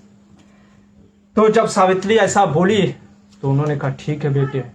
उधर उसका पति कुल्हाड़ी लेकर के वन के तरफ निकलने को जाता है, किस लिए, फल लेने के लिए, मतलब कि सोचता है कि घर के लिए फल फूल लेके आए। सावित्री कहती कि आज आप अकेले मत जाइए, मैं भी आपके साथ चलूंगी। तो वो कहते हैं ठीक है मैं चलने को तैयार हूँ, लेकिन मेरे माता पिता तो अंधे हैं और उनका देखभाल कौन करेगा, उनसे अगर तुम परमिशन ले लो तो मेरे को भी कोई दिक्कत नहीं। वो जाती है, सास ससुर को साफ साफ कहती है कि आपके जो मेरे पुत्र हैं और मेरे पति वो आज फल लेने के लिए वन में जा रहे हैं। मैं चाहती कि वो ना जाएं, लेकिन क्योंकि वो फल किसके लिए लेके आ रहे हैं, आप ही लोग के लिए लेके आ रहे हैं, तो मैं उनको रोक भी नहीं सकती। देखो इतना कष्टों में भी वो धर्म को नहीं भूल रही है। कई बार हम निस्वार्थी हो जाते हैं, नहीं हम अपने बारे में सोचते हैं। इतना कष्टों में भी वो करी नहीं वो आपके लिए फल लेके आ रही, इसलिए मैं रोकूंगी नहीं, पर मैं भी जाना चाहती हूँ। उसके सास ससुर कहते हैं ठीक है, अगर तुम ऐसा तुम्हारी मनोरथ है। क्यों सास ससुर मान जाते, कहते बेटी साफ साफ बोलते हैं तुमने आज तक हमसे कुछ मांगा नहीं, तुमने आज तक हमसे कुछ मांगा नहीं, आज तुम मांग रही हो हरे कृष्णा कृष्णा कृष्णा हरे हरे, हरे राम राम राम हरे हरे। तो आज तक तुमने बेटी कुछ मांगा नहीं, इसलिए मैं तुमको आज देती हूँ, ये जाओ तुम अपने पति के साथ वन में। जब वो जाने लगते हैं, दोनों पहुंचते हैं वन में, घोर वन में घुस जाते हैं, तो अचानक से जब सत्यवान कुल्हाड़ी चला रहा होता है, उसके अचानक मन सिर में पीड़ा सी होने लगती है। सिर में दर्द होने के कारण वो आता सावित्री के पास और कहता मेरे को दर्द हो रहा है, मैं क्या करूं। तो वो सावित्री कहती है, उसको अपने गोद में ले करके वहीं पे लेट जाता है सत्यवान, और उसको अब समझ में आ जाता है कि अब वो घड़ी आ रही है। और उसी समय ये जो संवाद है ये बहुत इंपॉर्टेंट है, इसका एक एक वर्ड लेने का प्रयास करेंगे, ध्यान से सुनिएगा, कुछ अलग मत समझिएगा। बहुत ही एक्स्ट्रा ऑर्डिनरी ये कैरेक्टर है, ये बहुत ही एक्स्ट्रा ऑर्डिनरी स्टोरी भी है।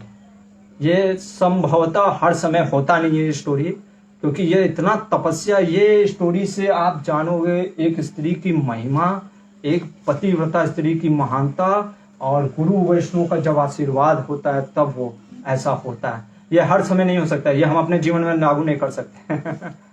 तो ये जो स्टोरी अब हम बताने वाले हैं, तो क्या होता है कि जब वो पति लेटा हुआ होता है और उसके हृदय में दर्द होने लगता है, पीड़ा सा होने लगता है, और जब वो आंखें बंद करके सोने जाता है, उसी समय उस स्त्री को, कौन, सावित्री को, नारद मुनि की बात याद आ जाती है कि समय आ गया है, और वो प्रार्थना करने लगती है नारद मुनि और इन सबको।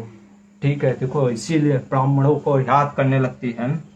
और उसी समय उसने देखा एक व्यक्ति को जो लाल रंग का वस्त्र पहने हुए थे, मुकुट बंधा हुआ था, सूर्य के समान तेजस्वी थे, और वो सामने सत्यवान के पास खड़े होकर के उसे बार बार देख रहे होते हैं। सावित्री ने धीरे से, देखो ये होता है, देखो कितना, मतलब एक एक मैं इसीलिए प्रसंग बोलूंगा क्योंकि ये तो आपको बाहर के लोग नहीं बताएंगे धर्म के बारे में। सावित्री अपने पति का मस्तक हटा करके खड़ी हो जाती है और प्रणाम करने लगती है। कहते हैं कि मेरे को, आपको मैं प्रणाम करती हूँ, मेरे को लगता है आप कोई देवता हैं, कोई मनुष्य हो नहीं सकते क्योंकि इतना तेज निकल रहा है। यमराज बोलते हैं, ध्यान सुनिएगा, यमराज क्या बोलते हैं, ये 12th वर्ष है, स्वयं यमराज है। यमराज कहते हैं तुम पतिव्रता और तपस्विनी हो। क्या हो? पतिव्रता और तपस्विनी हो, इसलिए मैं तुमसे बात कर सकता हूँ। मतलब देवता तभी बात करेंगे जब आपके पास तपस्या हो। आपके पास अगर कोई क्वालिटी है ही नहीं तो आप नरेंद्र मोदी के पास प्राइम मिनिस्टर से कैसे मिलोगे? समझ रहे हो? ठीक है ना, आप ऐसे चले जाओगे, मिल जाओगे, कुछ किया होगा लाइफ में तब ना, या आपको जैसे कुछ भी अचीवमेंट करना है तो कुछ तपस्या किया होगा ना चाहिए। बिना तपस्या किए आप क्लास में फर्स्ट कैसे आओगे? बिना तपस्या किए आप बहुत बड़े, मतलब जो भी है आपको कुछ अचीवमेंट करना है तो अगर एक देवता से भी बात करना है तो उसके लिए व्रत तपस्या होना चाहिए, धर्म इतना हमने किया होना चाहिए, तब हम धर्मराज से बात कर सकते हैं। तो यमराज कहते हैं कि सुनो, तुमने इतना तपस्या किया है सावित्री, इसलिए मैं बात करूंगा तुम। और बोलते हैं जो तुम्हारा ये पति है राजकुमार सत्यवान, इसकी आयु खत्म हो चुकी है, इसलिए मैं इसको ले जाने आया हूँ। सावित्री जब ये सुनती है तो उसको तो, अभी आप सोचो कोई कह रहा मैं आपके पति को मारने जा रहा हूँ जिससे आप बहुत प्रेम करते हो, तो एक प्रकार का दुख तो हो गए। उस दुख घड़ी में भी वो कहती है कि मैंने तो सुना है कि मनुष्यों को ले जाने के लिए आपके दूत आते हैं, फिर आप क्यों आए? अच्छा प्रश्न है ना, कि जैसे हम देखते हैं अजामिल को भी पकड़ने के लिए यमदूत आए थे, और जैसे मान लो आपने अच्छा कार्य किया तो देवदूत आते हैं, दूत आता है थोड़ी ना भाई आपको रिसीव करने के लिए डायरेक्ट प्राइम मिनिस्टर आ जाएगा, आएगा नहीं ना आएगा। प्राइम मिनिस्टर का कोई आदमी मैक्सिमम आ सकता है, तो आप स्वयं कैसे आ गए?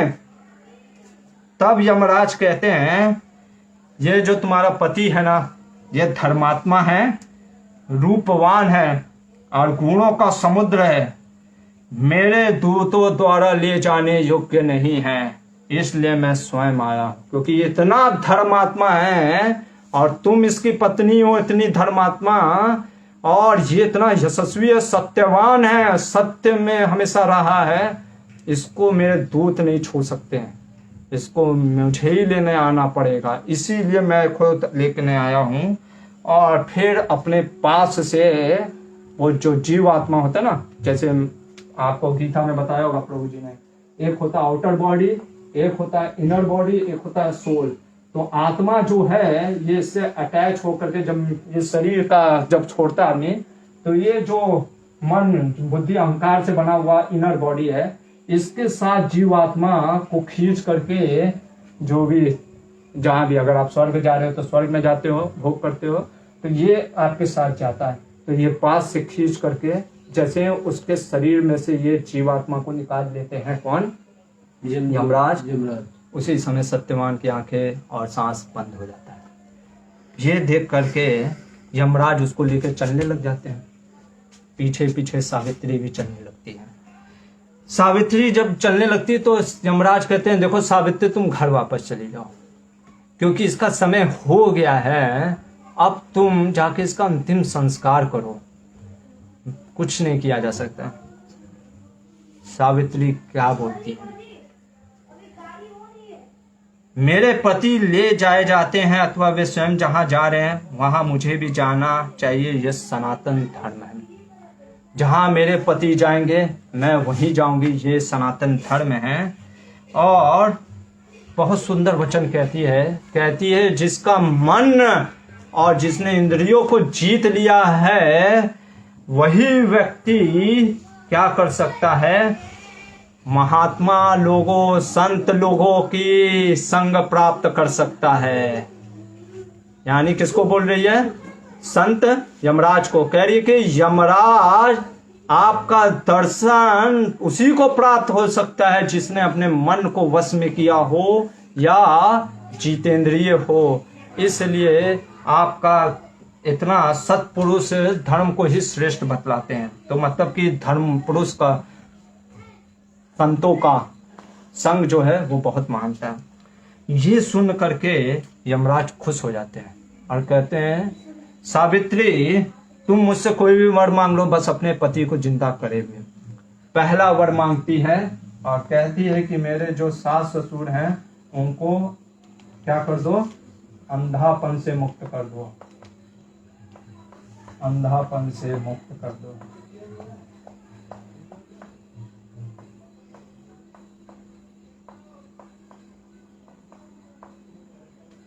ये पहला वर मांगी।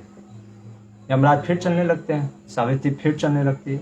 और अब सावित्री कहती है, क्या बोलती है, कहती है कि साधु पुरुषों का संग कभी निष्फल नहीं होता। भगवान चैतन्य महाप्रभु भी कहते हैं, लव मात्र साधु संग सर्व सिद्धि होए। कोई लव मात्र के लिए अगर साधु का संग कर ले तो भी वो सर्व सिद्धि हो जाता है। तो जब साधु का संग कभी निष्फल नहीं होता है, कोई अगर किसी संत का हमने किया है कोई संग, तो जीवन में हम जरूर देखेंगे, चाहे हमारे मन में बदलाव या कुछ न कुछ हमारे जीवन में बदलाव जरूर आता है। तो ये जब बोलती है इसकी साधु का संग कभी निष्फल नहीं होता, यमराज कहते हैं मैं प्रसन्न हूँ, तुम जो बात कर रही हो इतना अच्छा बात बोल रही हो। खैर बहुत चीज बोलती है, मैं शॉर्ट में आपको बता रहा हूँ, नहीं तो टाइम चला जाएगा। तो यमराज इतना प्रसन्न हो जाते, कहते तुम, क्योंकि यमराज है ना, धर्मराज है, उनको धर्म की बातें अच्छा लगेगा। जैसे एक चोर को चोरी की बात अच्छा लगता है, एक भोगी को भोग के बारे में, एक रोगी को रोग के बारे में, एक योगी को योग के बारे में, और एक भक्त को भगवान के भक्ति के बारे में सुनना अच्छा लगता है। वैसे ही धर्मराज हैं, उनको धर्म की बातें सुनने में अच्छी लग रही होती है, तो कहते फिर एक और वर मांगो। क्या मांगती हो, बस अपने पति को जिंदा मत मांगना, वो मैं नहीं दे सकता।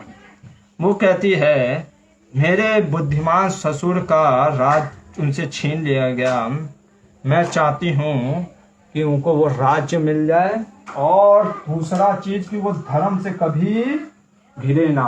मतलब राज्य मिल जाने के बाद क्या होता है ना, जैसे बहुत ज्यादा अगर चॉकलेट मिल गया या आइसक्रीम मिल गया तो हम क्या करते हैं, स्वयं खाने को सोचते हैं, किसी को दूसरे को बांटने का मन नहीं करता है। या अगर मिल गया कि केक का टुकड़ा तो हम क्या सोचते हैं, पहले केक हम खाएंगे, ठीक है, हम सोचते बाकी को मिले या ना मिले हमें क्या देना। और कई बार ऐसा अटैक कर देते कि केक ही पूरा गिर जाता है। तो वो ऐसा सोच करके वो कहते हैं कि राज्य तो प्राप्त हो, साथ ही साथ कभी धर्म भी ना छोड़े, राज्य और धर्म दोनों साथ में रहे, और थर्ड धर्म। वो कहते हैं ठीक है, ये भी मैं देता हूँ। आगे बढ़ जाते हैं, सावित्री फिर बढ़ने लगती है। अब क्या बोलती है सावित्री, कहती है आपका नाम यम है, यमराज, आप सभी लोगों को नियंत्रण में रखते हैं, आप मन वाणी और क्रिया द्वारा किसी भी प्राणी से द्रोह ना करना, सब पर दया भाव बनाए रखना, यह साधु पुरुष का धर्म होता है। और कहती है संत महात्मा में के शरण में आए हुए शत्रुओं पर भी दया करती है।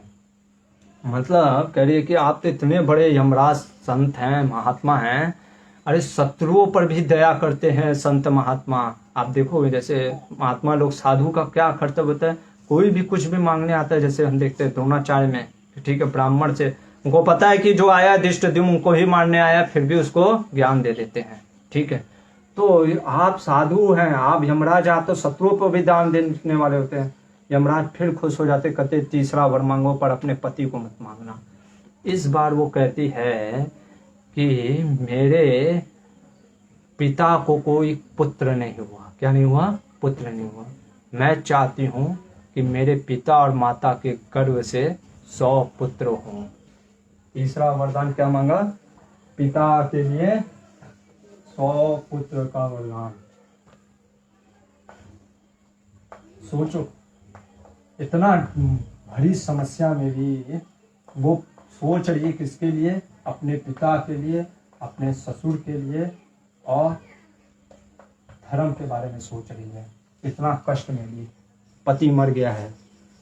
आगे बढ़ती है सावित्री। अब कहती है, क्या बोलती है? मनुष्य को अपने आप पर भी उतना विश्वास नहीं होता जितना संतों पर होता है। बहुत सुंदर वचन है। यहाँ पे संत कौन है? महान जो लोग हैं। ऐसा नहीं कि सिर्फ लाल गेरुआ रंग पहन लिया या दाढ़ी बड़ा बड़ा कर लिया और कुछ भी बोल रहे हैं बिना शास्त्र के, वो साधु संत नहीं होता। साधु के वाक्य को गुरु साधु शास्त्र, हमारे प्रभुपाद जी कहते हैं। किसी के वाणी को अगर पकड़ना है तो उसके देखो कि उसके पूर्वज आचार्यों ने भी वही चीज बोला है कि नहीं, फिर वो शास्त्र में मेंशन है कि नहीं, ये चीज हमें देखना चाहिए। तो वो कहती है कि व्यक्ति को अपने आप पे भी जितना भरोसा नहीं करना चाहिए, वैतना भरोसा किस पे करना चाहिए? साधु और सच्चे संत और शास्त्रों पे भरोसा करना चाहिए। क्योंकि हमारा मन कब किधर जाए हमें भी नहीं पता, पर शास्त्र और साधु हमेशा सही रास्ता देते हैं, जो सच्चे साधु हैं। ये बात सुन करके यमराज कहते हैं मांगो चौथा वर। और यहाँ पे सावित्री बोल देती है कि मेरे को 100 पुत्र चाहिए। कितने पुत्र चाहिए? 100 पुत्र चाहिए। मेरे और सत्यवान के गर्भ से 100 पुत्र चाहिए। और यमराज बोल देते हैं तथास्तु। ठीक है। ये बोलने के बाद सावित्री आगे बोलती है, श्रेष्ठ पुरुष संतों से कभी भय नहीं मानते हैं, और तो और श्रेष्ठ पुरुष संतों के बीच में रहकर कभी दुख नहीं उठाते हैं। कहने का मतलब है साधु संत से आपको कभी दुख नहीं होता। यहाँ पे ये कहने का मतलब है अगर साधु संत कई बार हमको कुछ बोलते हैं और हमको दुख लगता है तो वो हमारे मन का दुख हो सकता है, पर वास्तव में हमें ये समझना चाहिए साधु संत हमारे लिए कभी भी गलत नहीं करते हैं। जो सच्चा साधु होता है वो आपके भलाई के लिए ही सोचता है। भले ही उसकी बात वाणी कड़वी हो सकती है, लग सकती है, लेकिन हमें ये समझना चाहिए वो सही मार्ग बता रहा है। ये सुन करके यमराज कहते हैं कि तुम जो बोल रही हो बेटी, बहुत सुंदर बात बोल रही हो, तुम जो बातें कर रही हो बहुत सुंदर है, तुम मुझसे कोई और वर मांगना चाहती हो तो मांग लो। ये कहती है सावित्री कि आपने तो मुझे 100 पुत्र का वरदान दिया है, मेरे 100 पुत्र तब होंगे ना जब मेरे पति होंगे, और मैं अपने पति के बिना नहीं रह सकती, और अगर आप मेरे पति को लेके जाएंगे तो मैं भी चली जाऊंगी, मैं भी अपना शरीर त्याग दूंगी। तो फिर आप ये मत कहिएगा कि आपका जो 100 पुत्रों का वचन है वो झूठा ना हो जाए। ये सोच करके यमराज कहते हैं अरे वाह, तुमने तो मेरे को चकमेट कर दिया। और इस तरीके से यमराज कहते हैं सावित्री तुम धर्म आत्मा हो। सही में तुम इतने गंभीर समय में भी, इतने एक्सट्रीम सिचुएशन में भी तुम धर्म के पद पे चलती रही, घबराई नहीं। हम देखते हैं लोग घबरा जाते हैं, जैसे ही कुछ विपत्ति पड़ता है उनको समझ में नहीं आता आप क्या करें, आप क्या करें, ऐसे घबरा जाते हैं। और यहाँ पे सावित्री की स्त्री होकर के देखो, पति मर गया, सबसे परम जो उसका मित्र था पति मर गया, फिर भी वो घबराए नहीं। कहती है कोई दिक्कत नहीं। कहाँ पर जाए? हरे कृष्णा कृष्ण कृष्ण हरे हरे। तो ये सुन करके उसके मन में बहुत दुख होता है, क्योंकि दुख नहीं मतलब खुशी होता है। और यमराज कहते हैं, आशीर्वाद देते हैं, सुनो सावित्री, मैं तुम्हें आशीर्वाद देता हूँ। कैसा आशीर्वाद देता हूँ कि ये जो तेरा पति है वो 400 वर्ष तक तुम्हारे साथ रहेगा, और तो और भगवान का यज्ञ करेगा, मतलब यज्ञ करके भगवान कृष्ण को, यज्ञ विष्णु को प्रसन्न करेगा, धर्म का आचरण करेगा, और तुम्हारे 100 पुत्र भी होंगे, तुम्हारे पिता को भी 100 पुत्र होंगे। हरे कृष्ण। ये बोल करके यमराज पधार जाते हैं। और सोचो सावित्री, ये है सावित्री सत्यवान की कथा कि सावित्री ने अपने धर्म से वो भगवान यमराज जो कि अपने पति को, उसके पति को लेके जा रहे हैं, उसको भी प्राप्त कर लेते हैं। और फिर वहां से आती है सावित्री, जहां उनका शरीर होता है अपने पति का, वहां पे बैठती है। हरे कृष्णा कृष्णा कृष्णा हरे हरे, हरे राम राम राम हरे हरे। समहाउदर हमारे यहाँ पावर कट बहुत ज्यादा हो रहा है, तो इसलिए ये अंधेरा हो गया है। हरे कृष्णा देखो हो सकता है क्या? हरे कृष्णा। हम तब तक कीर्तन करेंगे। जय श्री कृष्ण चैतन्य प्रभु नित्यानंद, श्री अद्वैत गदाधर शिवासादि गौर भक्त वृंदा। हरे कृष्णा कृष्णा कृष्णा हरे हरे, हरे राम राम राम हरे हरे, हरे कृष्णा कृष्णा कृष्णा हरे हरे, हरे राम राम राम हरे हरे, हरे कृष्णा कृष्णा कृष्णा हरे हरे, हरे राम राम राम हरे हरे, हरे कृष्णा कृष्णा कृष्णा हरे हरे, हरे राम राम राम हरे हरे, कृष्णा कृष्णा कृष्णा हरे हरे, हरे राम राम राम हरे हरे, हरे कृष्णा कृष्णा कृष्णा हरे हरे, हरे राम राम राम हरे हरे, हरे कृष्णा कृष्णा कृष्णा हरे हरे, हरे राम राम राम हरे हरे, कृष्णा कृष्णा कृष्णा हरे हरे, हरे राम राम राम हरे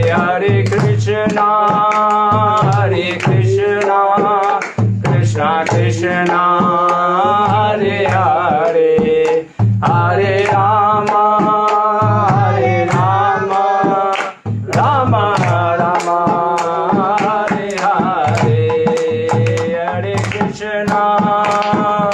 कृष्णा कृष्णा कृष्णा हरे हरे, हरे राम राम राम हरे हरे।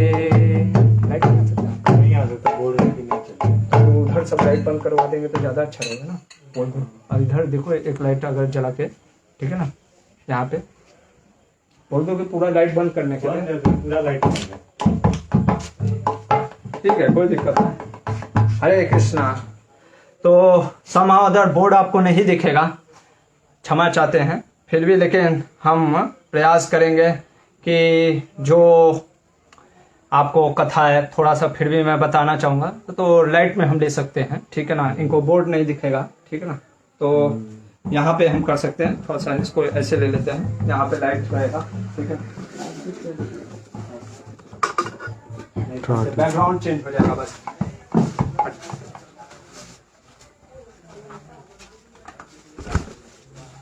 हरे कृष्णा। पूरा काला इधर से आ जाइए। या उधर ही सही था बेस्ट। इधर से अच्छे दिख रहे हैं। वही की ठीक है पुरोहित, खाली बोर्ड नहीं दिखा। अच्छा अच्छा, वो उधर दिख बोर्ड रहा नहीं है। दिख दिख रहा था हमें, ठीक है, इधर ही कर दो, हरी बोल। ज्यादा दिख रहा था। इधर से अच्छे दिख रहे थे। ये अभी नहीं। चेहरा पे आ जाए। ठीक ठीक, चले हाँ ठीक है। तो बोर्ड पे कुछ लिखेंगे नहीं, ठीक है। सम अदर कृष्णा टेस्टिंग कर रहे हैं हमारा, ठीक है। तो हाँ ये दे सकते, बहुत अच्छा है, ठीक है। तो जो भी है, तो जो मेन प्रसंग था सावित्री और सत्यवान का हमने देखा। इसके अलावा अगर एक और मेन प्रसंग था जो कि हम लेना चाहते थे, लेकिन शायद वो ना ले पाए, लेकिन फिर भी देखेंगे जितना हम ले पाएंगे। अगर आपको कहीं भी कुछ भी अगर वर्डिंग नहीं समझ में आएगा तो आप बताइएगा, ठीक है। तो जब सावित्री इस तरीके से सत्यवान के वापस आती है, शरीर पे देखती है और सत्यवान जीवित हो जाता है और उसको लगता है कि मैं बहुत देर से सो गया हूँ, मैं तो आज कुछ ज़्यादा ही सो गया। तो वो सावित्री से कहती है कि मेरे को उठाया क्यों नहीं? तो कहती है कि नहीं आप पे बहुत सिर में दर्द हो रहा होता है, इसलिए मैं आपको उठाया नहीं। तो वो कहती है कि फिर चलो, अभी मेरे माता पिता मेरे को याद कर रहे होंगे। कौन?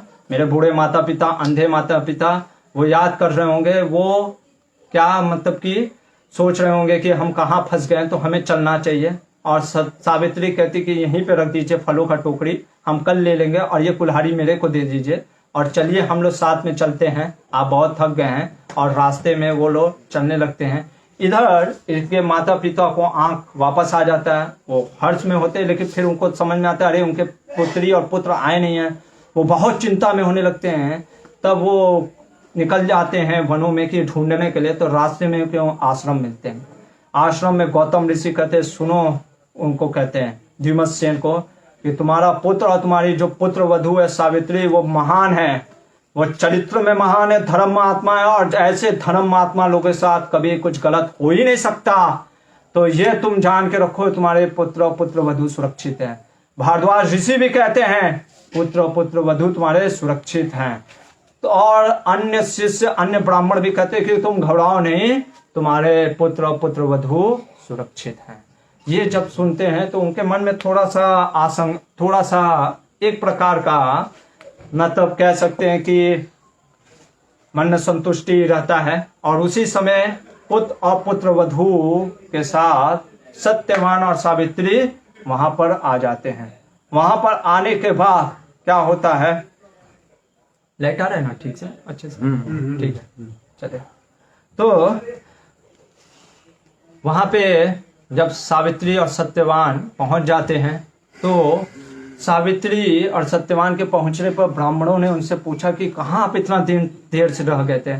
तो सत्यवान कहता है कि क्या होता है कि मेरे को सिर में दर्द होता है, मैं सो जाता हूँ, सावित्री भी उठा नहीं थी है, और इसलिए हम लोग को लेट हो गया।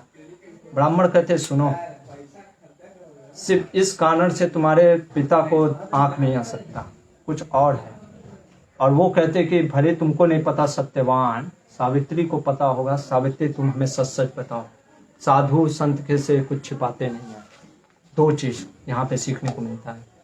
सावित्री अपने गुणों का व्याख्यान करने के लिए वो कहानी अपने पति से नहीं बताई। ऐसा नहीं सोचना चाहिए कि अरे वो पति से छिपाई, नहीं, क्योंकि वो सोचती है कि अगर मैं बताऊंगी कि मैंने आपकी वो ले लिया, मैंने आपको जिंदा कर दिया। देखो ये महान लोगों का चीज होता है ना, वो महान कार्य कर देते हैं और वो बताते भी नहीं है किसी को कि मैंने महान कार्य कर दिया। ये महानता है हमारे सनातन धर्म का, कि वो महान कार्य करने पर भी अपने महान गुणों को व्याख्यान नहीं करते, अपने मुख से तो साफ नहीं करते। सावित्री ने इसीलिए अपने पति को नहीं बताया। और दूसरा, क्योंकि अब साधु समाज, ब्राह्मण साधु संत पूछ रहे हैं, तो साधु संत जब कुछ पूछते हैं तो उसका अनादर नहीं करते हैं।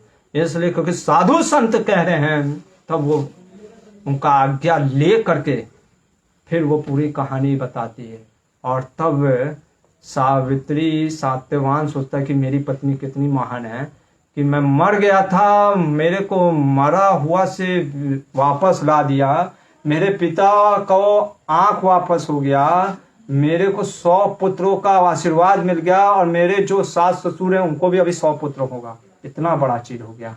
सोचो, इतना एडवर्सिटी सिचुएशन को सावित्री ने क्या कर दिया, वरों में उत्पन्न कर दिया कि इतना भारी कष्ट में भी उसने उस कष्ट को क्या कर दिया, वो वर में प्राप्त हो गया। तो जब सावित्री, फिर क्या होता है, द्युम्नसेन जो होते हैं उनको राज्य भी मिल जाता है। वो जो राजा होता है उसके ही मंत्री ने उसका वध कर दिया होता है और सारी प्रजा कहती है हम आपको अब राजा फिर से बनाते हैं। और इनको 100 पुत्र भी होता है सावित्री को, सावित्री के 100 भाई भी हो जाते हैं। और इस तरीके से सती सावित्री और सत्यवान की कथा सुना कहने के बाद मार्कंडेय ऋषि कहते हैं कि ये थी सावित्री की पतिव्रता कथा। और ये कथा होने के बाद युधिष्ठिर महाराज बहुत खुश हो जाते हैं, उनको बहुत अच्छा लगता है कि सावित्री की कथा सुनने के बाद। इधर वैशंपायन ऋषि से एक विशेष कथा बतलाते हैं जो कि 12 सरल बीत गए होते हैं, 1 साल बाकी होता है, वो कथा है। और वो कथा है, हरे कृष्णा। नहीं लाइट नहीं आया, वो चलेगा। हरे कृष्णा, नहीं बस एक ही लाइट जलाओ, एक ही लाइट। हाँ, हरे कृष्णा। तो सावित्री सत्यवान की कथा हो गई। यहाँ पे वैशंपायन जी एक कथा सुनाते हैं, क्योंकि जन्मेजय पूछते हैं कि लोमस ऋषि ने कहा था युधिष्ठिर को कि आपके जो हृदय में हमेशा दुख रहता है ना, एक भय रहता है, उसका भी निवारण एक ना एक दिन हो जाएगा। जन्मेजय कहते वो क्या भय था, और ये वैशंपायन कहते हैं युधिष्ठिर महाराज को हमेशा इस चीज का भय था कि कर्ण ने प्रतिज्ञा लिया था। क्या प्रतिज्ञा लिया था, आपको याद होगा कि मैं अर्जुन को मारूंगा, अर्जुन का वध करूंगा। यहाँ पे समहादर अगर आपको दिख रहा होगा तो जो मैं बताना चाह रहा हूँ वो ये है, आज का जो विषय जो प्रमुख था समहादर हमने अभी लिया नहीं, चैरिटी और चीटिंग का कॉन्सेप्ट। ये इस तरीके से है कि कुछ चीजें, ये कथा करने से पहले मैं सोचा एक बैकग्राउंड बता दूं। क्या कभी कोई व्यक्ति जो जेनरस है, उदार वाला व्यक्ति है, वो कभी धोखा दे सकता है? प्रश्न उठता है। दूसरा, उसका क्या मोटिव हो सकता है धोखा देना? अगर कोई दान देने वाले को इतना खुशी मिल रहा है दान देने से, तो वो आखिर क्या रीजन है कि वो आपको धोखा देगा? ये क्या रीजन हो सकता है? ये चीज जानने के लिए हमें समझना पड़ेगा। एक मैं आपको रियल इंसिडेंट बताता हूं कि एक बार, हरे कृष्णा, शायद एक बल्ब बच जलाओ तो ज्यादा अच्छा रहेगा। बैटरी खत्म हो गई। एक बल्ब है, चलेगा, ठीक है, चलेगा, बंद करो। हरे कृष्णा। तो क्या बता रहे होते हैं कि एक मैं आपको रियल इंसिडेंट बताता हूँ। एक पृष्ठ था, वो अपने धर्म से और अपनी महिमा से क्या करता था, लोगों को काउंसलिंग करता था जिससे कि उनके सारे दुख को दूर कर देता था। बहुत ही महान थे। एक बार क्या होता है, वो एक ऐसे व्यक्ति को दुख का निवारण करते हैं जिससे कि वो आदमी इतना खुश हो जाता है, उनको कुछ दान दे देता है। ठीक है, ध्यान से सुनिएगा, ये बहुत इंपॉर्टेंट कॉन्सेप्ट है। भले ही मैं दिख नहीं रहा हूँ, बोर्ड नहीं दिख रहा है, कोई बात नहीं, आप ध्यान से सुनिएगा ये कॉन्सेप्ट। तो जब वो ऐसा होता है तो उससे क्या होता है, उनको बड़ा शांत रहने के लिए। ठीक है, तो क्या मैं बता रहा था, ठीक है, कि जब ये कथा में आपको बता, हरे कृष्णा, हाँ, कि जो पृष्ठ होते हैं वो देखते हैं कि अच्छा दान दिया है उस व्यक्ति ने, तो उसका सम्मान बढ़ता है। उनका सम्मान में उसको भी और सहभागी बना देते हैं कि वो भी सहभागी हो। ठीक है, वो भी टेम्पल के कार्यों में जुड़ जाते हैं, वो व्यक्ति डिसीजन भी लेने लग जाते हैं, एक मेंबर हो जाते हैं और बहुत ही इतने मतलब कि करीबी के पात्र बन जाते हैं पृष्ठ के, कि एक बार जब वो प्रीस्ट को बहुत ज़्यादा दान मिला होता है तो उस व्यक्ति को वो दान दे देते, कहते इस पैसे को आप रखिए क्योंकि मैं तो प्रीस्ट हूँ, मैं अच्छे से नहीं रख पाऊंगा, आप इसके अच्छी तरीके से ध्यान दीजिएगा ये दान का। वो व्यक्ति सारा पैसा लेकर के गए 9/2/11। ये रियल इंसिडेंट है, मैं नाम नहीं लूँगा वो प्रीस्ट का, ना वो इंसिडेंट का, गलत होगा। ये जब होता है वो प्रीस्ट को समझ में आता, अरे बाप रे मैंने ये क्या कर दिया, और अपना क्योंकि अभी इतना बड़ा दुर्भाग्य हो गया, उस छिपाने के लिए वो लोगों को बताता नहीं है। तो कई बार हम देखते हैं लोग दान देते हैं किस मकसद से, या कुछ उनका हिडन एजेंडा होता है, हिडन मोटिव होता है, हिडन मोटिव के साथ कुछ पर्पज होता है। तो आज यही जानने का प्रयास करेंगे कि कर्ण ने जो कवच और कुंडल दान में दिए थे, क्या वो दान था या कर्ण का कुछ और मकसद था जिसको लोग समझते हैं कि दानवीर कर्ण है। तो दानवीर कर्ण के ऊपर जाने से पहले, क्या कर्ण से पहले किसी ने दान नहीं दिया? देखते हैं, भगवान राम ने 14 वर्ष जब वनवास में थे स्वयं दान देते थे। रांति देव, आप पढ़ोगे 9वें स्कंद में भागवत के, पूरा 40 दिन भूखा रहने के बाद जो भोजन भी आता है वो भी दान दे देते हैं। बलि महाराज पूरा अपना तीनों लोग, जब उनको पता भी चल जाता है कि स्वयं जो वामन देव भगवान विष्णु है, फिर भी वो दान दे देते हैं।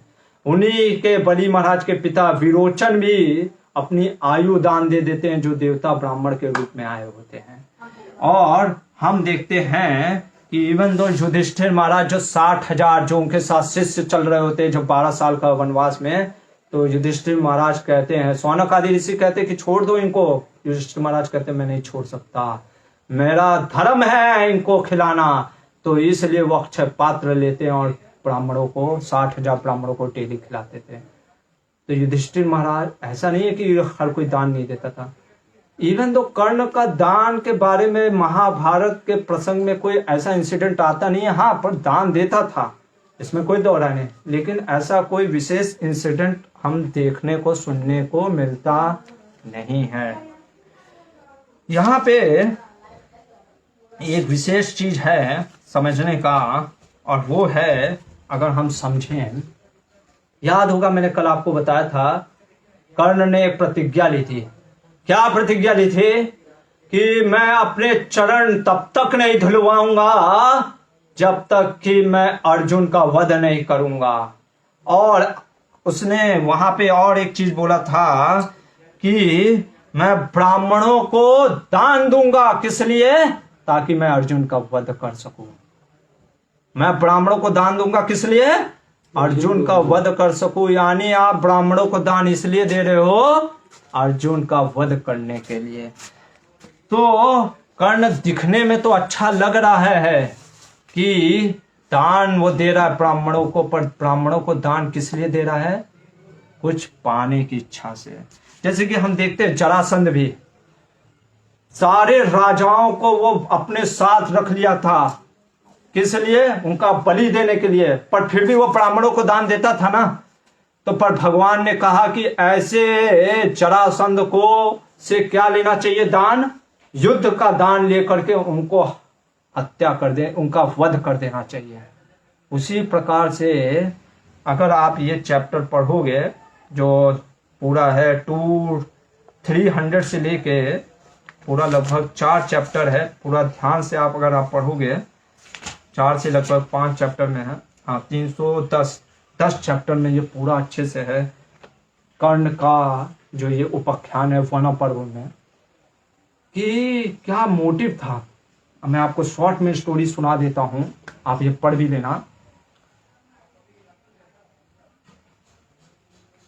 जब ये 13 वर्ष, जब 13वां वर्ष स्टार्ट हो रहा होता अज्ञातवास, कर्ण, एक दिन की बात होती है, सूर्य देव आते हैं कर्ण के पास और वो सो रहा होता है। तो कर्ण से कहते हैं सुनो सूर्य कर्ण, इंद्र कल ब्राह्मण बन के तुम्हारे पास आएंगे ठीक है, और वो तुमसे तुम्हारा कवच और कुंडल दान में मांगेंगे, उनको देना मत। वो कहता है कर्ण, आप पढ़ लेना, साफ साफ कहता है मेरा कीर्ति है दान देना। क्या बोल रहा है? मेरा कीर्ति है, यश मेरा बढ़ता है दान देने से। धर्म की बात नहीं कर रहा है, किसकी बात कर रहा है? मेरा यश बढ़ता है दान देने से। मेरा कीर्ति नष्ट हो जाएगा अगर मैं दान नहीं दूंगा। भले ही वो इंद्र ब्राह्मण बन के आए, पर उस समय मैं दान जरूर दूंगा। क्यों? क्योंकि मेरी कीर्ति नष्ट नहीं होनी चाहिए। कर्ण कैसा कैरेक्टर है कि वो हमेशा ये सोचता है कि मेरे बारे में दुनिया क्या सोच रही है। जैसे कुछ लोग होते हैं ना, उनको इस चीज का बहुत डर रहता है कि लोग मेरे बारे में कोई गलत व्यवहार, गलत विचार ना रखे। ऐसे लोग बस इसलिए कार्य करते हैं, वो धर्म युक्त कार्य नहीं करते। उनका बस यही उद्देश्य रहता है कि मेरे बारे में कोई गलत ना सोचे। हाँ, अगर वो धर्म के विपरीत है या धर्म से युक्त है वो मैटर नहीं करता है, पर मेरे बारे में गलत ना सोचे, ये कर्ण का सोच रहता था। इसीलिए उसने सूर्य भगवान को भी कहा कि मैं तो दान दूंगा। सूर्य देव कहते अच्छा, और बहुत समझाते हैं, फिर भी जब नहीं समझता है तो सूर्य देव कहते सुनो, अगर तुम दान दे ही रहे हो तो एक चीज याद रखना, कवच कुंडल के रूप में उस इंद्र से एक शक्ति बाण ले लेना जो कि अमोघ है, वो तुम्हारे काम आएगा। यहाँ पे थोड़ा सा समझने का प्रयास करिएगा। जैसे फुटबॉल होता है, फुटबॉल में स्ट्राइकर की भी जरूरत होती है, डिफेंडर की भी जरूरत होती है। सिर्फ स्ट्राइकर ना हो, डिफेंडर हो, तो क्या होगा कि गोल भले ही आपको होगा नहीं, पर आप जीतोगे भी नहीं। ठीक है ना, आप गोल तो बचा लोगे लेकिन जीतोगे नहीं। जीतने के लिए आपको स्ट्राइकर होना चाहिए। उसी तरीके से कर्ण को पता था क्या, और आज तक उसने कभी भी अर्जुन को हराया नहीं। उसको ये भी पता था मैंने कभी अर्जुन को हराया नहीं है, और अर्जुन को हराने के लिए भले मैं कवच और कुंडल रखूंगा तो मरूंगा तो नहीं, पर अर्जुन को मार भी नहीं पाऊंगा। और अर्जुन को मारने के लिए जो मैंने प्रतिज्ञा लिया है वो पूरा करने के लिए मेरे को कोई ऐसा बाण चाहिए जिससे कि मैं अर्जुन को मार सकूं। ये सोच करके वो सो जाता है, और फिर जब स्वप्न से उठता है फिर सोचता है कहीं ये स्वप्न तो नहीं ना था। वो जब अर्घ्य देता है सूर्य को तो सूर्य देव बताते हैं नहीं, वो स्वप्न नहीं था। उसी क्षण ब्राह्मण का रूप बना करके इंद्र आते हैं, और इंद्र उनसे बोलते कि आपका मेरे को कवच और कुंडल चाहिए। कर्ण कहता है मैं नहीं दे सकता, आप कुछ भी मांगिए मैं आपको सब कुछ दे सकता हूँ। इंद्र कहते हैं कि मुझे तो वही चाहिए। बार बार हट करने पर भी जब कर्ण कहता है ठीक है, अगर आपको कवच और कुंडल चाहिए, साफ साफ वहां पे बोलता है अगर आपको कवच और कुंडल चाहिए तो मेरे को आपसे एक चीज चाहिए। क्या चाहिए? शक्ति बाण चाहिए। इंद्र समझ जाते हैं। इंद्र कहते हैं सुनो कर्ण, जो इसके लिए तुम शक्ति बाण मांग रहे हो, देखो यहाँ पे वो भी इंद्र कहते हैं उनका तुम कभी वध कर ही नहीं सकते। क्यों? क्योंकि वो नर है। उनका सुरक्षा कौन कर रहे हैं? स्वयं भगवान श्री कृष्ण है, परम ब्रह्म है। इंद्र भी बताने लगता है भगवान श्री कृष्ण की, नारायण की व्याख्या करने लगता है कैसे उन्होंने कैसे वराह देव बन करके हिरण्याक्ष को वध किया, हिरण्यकशिपु का नरसिंह बन के वध किया, राम बन करके रावण का वध किया। ऐसे भगवान को जिसका आश्रय प्राप्त हो तुम उसको मार सकते हो? नहीं मार सकते। फिर भी कर्ण को देखो, ये होता है दुष्टता, क्रूरता। व्यक्ति ये सोचता है कि मैं तो मार डालूंगा, लेकिन उसको पता ही नहीं है कि अरे जिसको भगवान मारे राखे कृष्णा मारे के, मारे कृष्णा राखे के, जिसको कृष्ण बचाना चाहते उसको कौन मार सकता है। तो ये सोच कुछ जानने के बाद भी कर्ण इतना दुष्ट है, क्रूर है, वो कहता नहीं मेरे को बाण चाहिए। तो कहते हैं ठीक है ले लो बाण, पर मैं एक ही शर्त पे इसको यूज करना, जब तुम्हारे जीवन में बहुत कष्ट आ जाए, जब तुम्हारी मृत्यु का डर हो जाए तभी ये बाण चलाना। और हाँ, ये जब भी बाण चलाओगे एक बार चलाने के बाद ये वापस मेरे पास आ जाएगा, और ये बाण जिसके ऊपर भी चलाओगे वो निश्चित ही उसका वध होएगा। जब कर्ण ये चीज सुनता है तो वो कहता मेरे को एक ही को मारना है, और ये बोल करके चले जाते हैं इंद्र जी, और कर्ण अपना कवच और कुंडल जो कि काट के निकाल करके देता है, और वो कवच और कुंडल निकालने के बाद इंद्र कहते कि तुम फिर से आयोग हो जाओगे, तुम्हें कोई रोग नहीं रहेगा, जो भी तुम्हारे घाव है सब भर जाएंगे, और तुरंत वो भर भी जाते हैं। पर उसको अब ये खुशी हो जाता है कि मेरे पास कुछ तो आ गया जिससे मैं अर्जुन को मार सकता हूं। यहाँ पे अगर हम कर्ण के चरित्र पे थोड़ा सा ध्यान दें,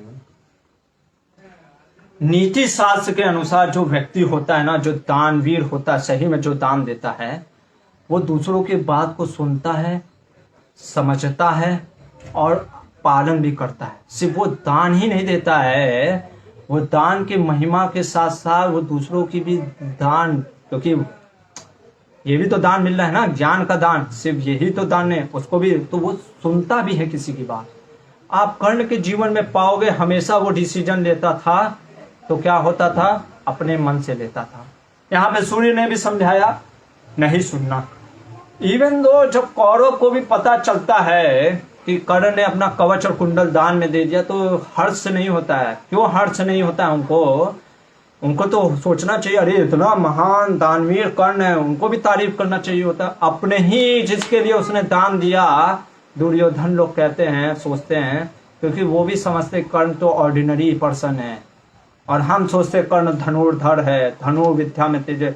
स्वयं दुर्योधन सोच रहा है अरे कवच कुंडल दे दिया, आप कैसे जीवित रहेगा, सोच रहे हो। और हम सोचते कर्ण महान धनुर्धर, क्या क्या हम बताते हैं।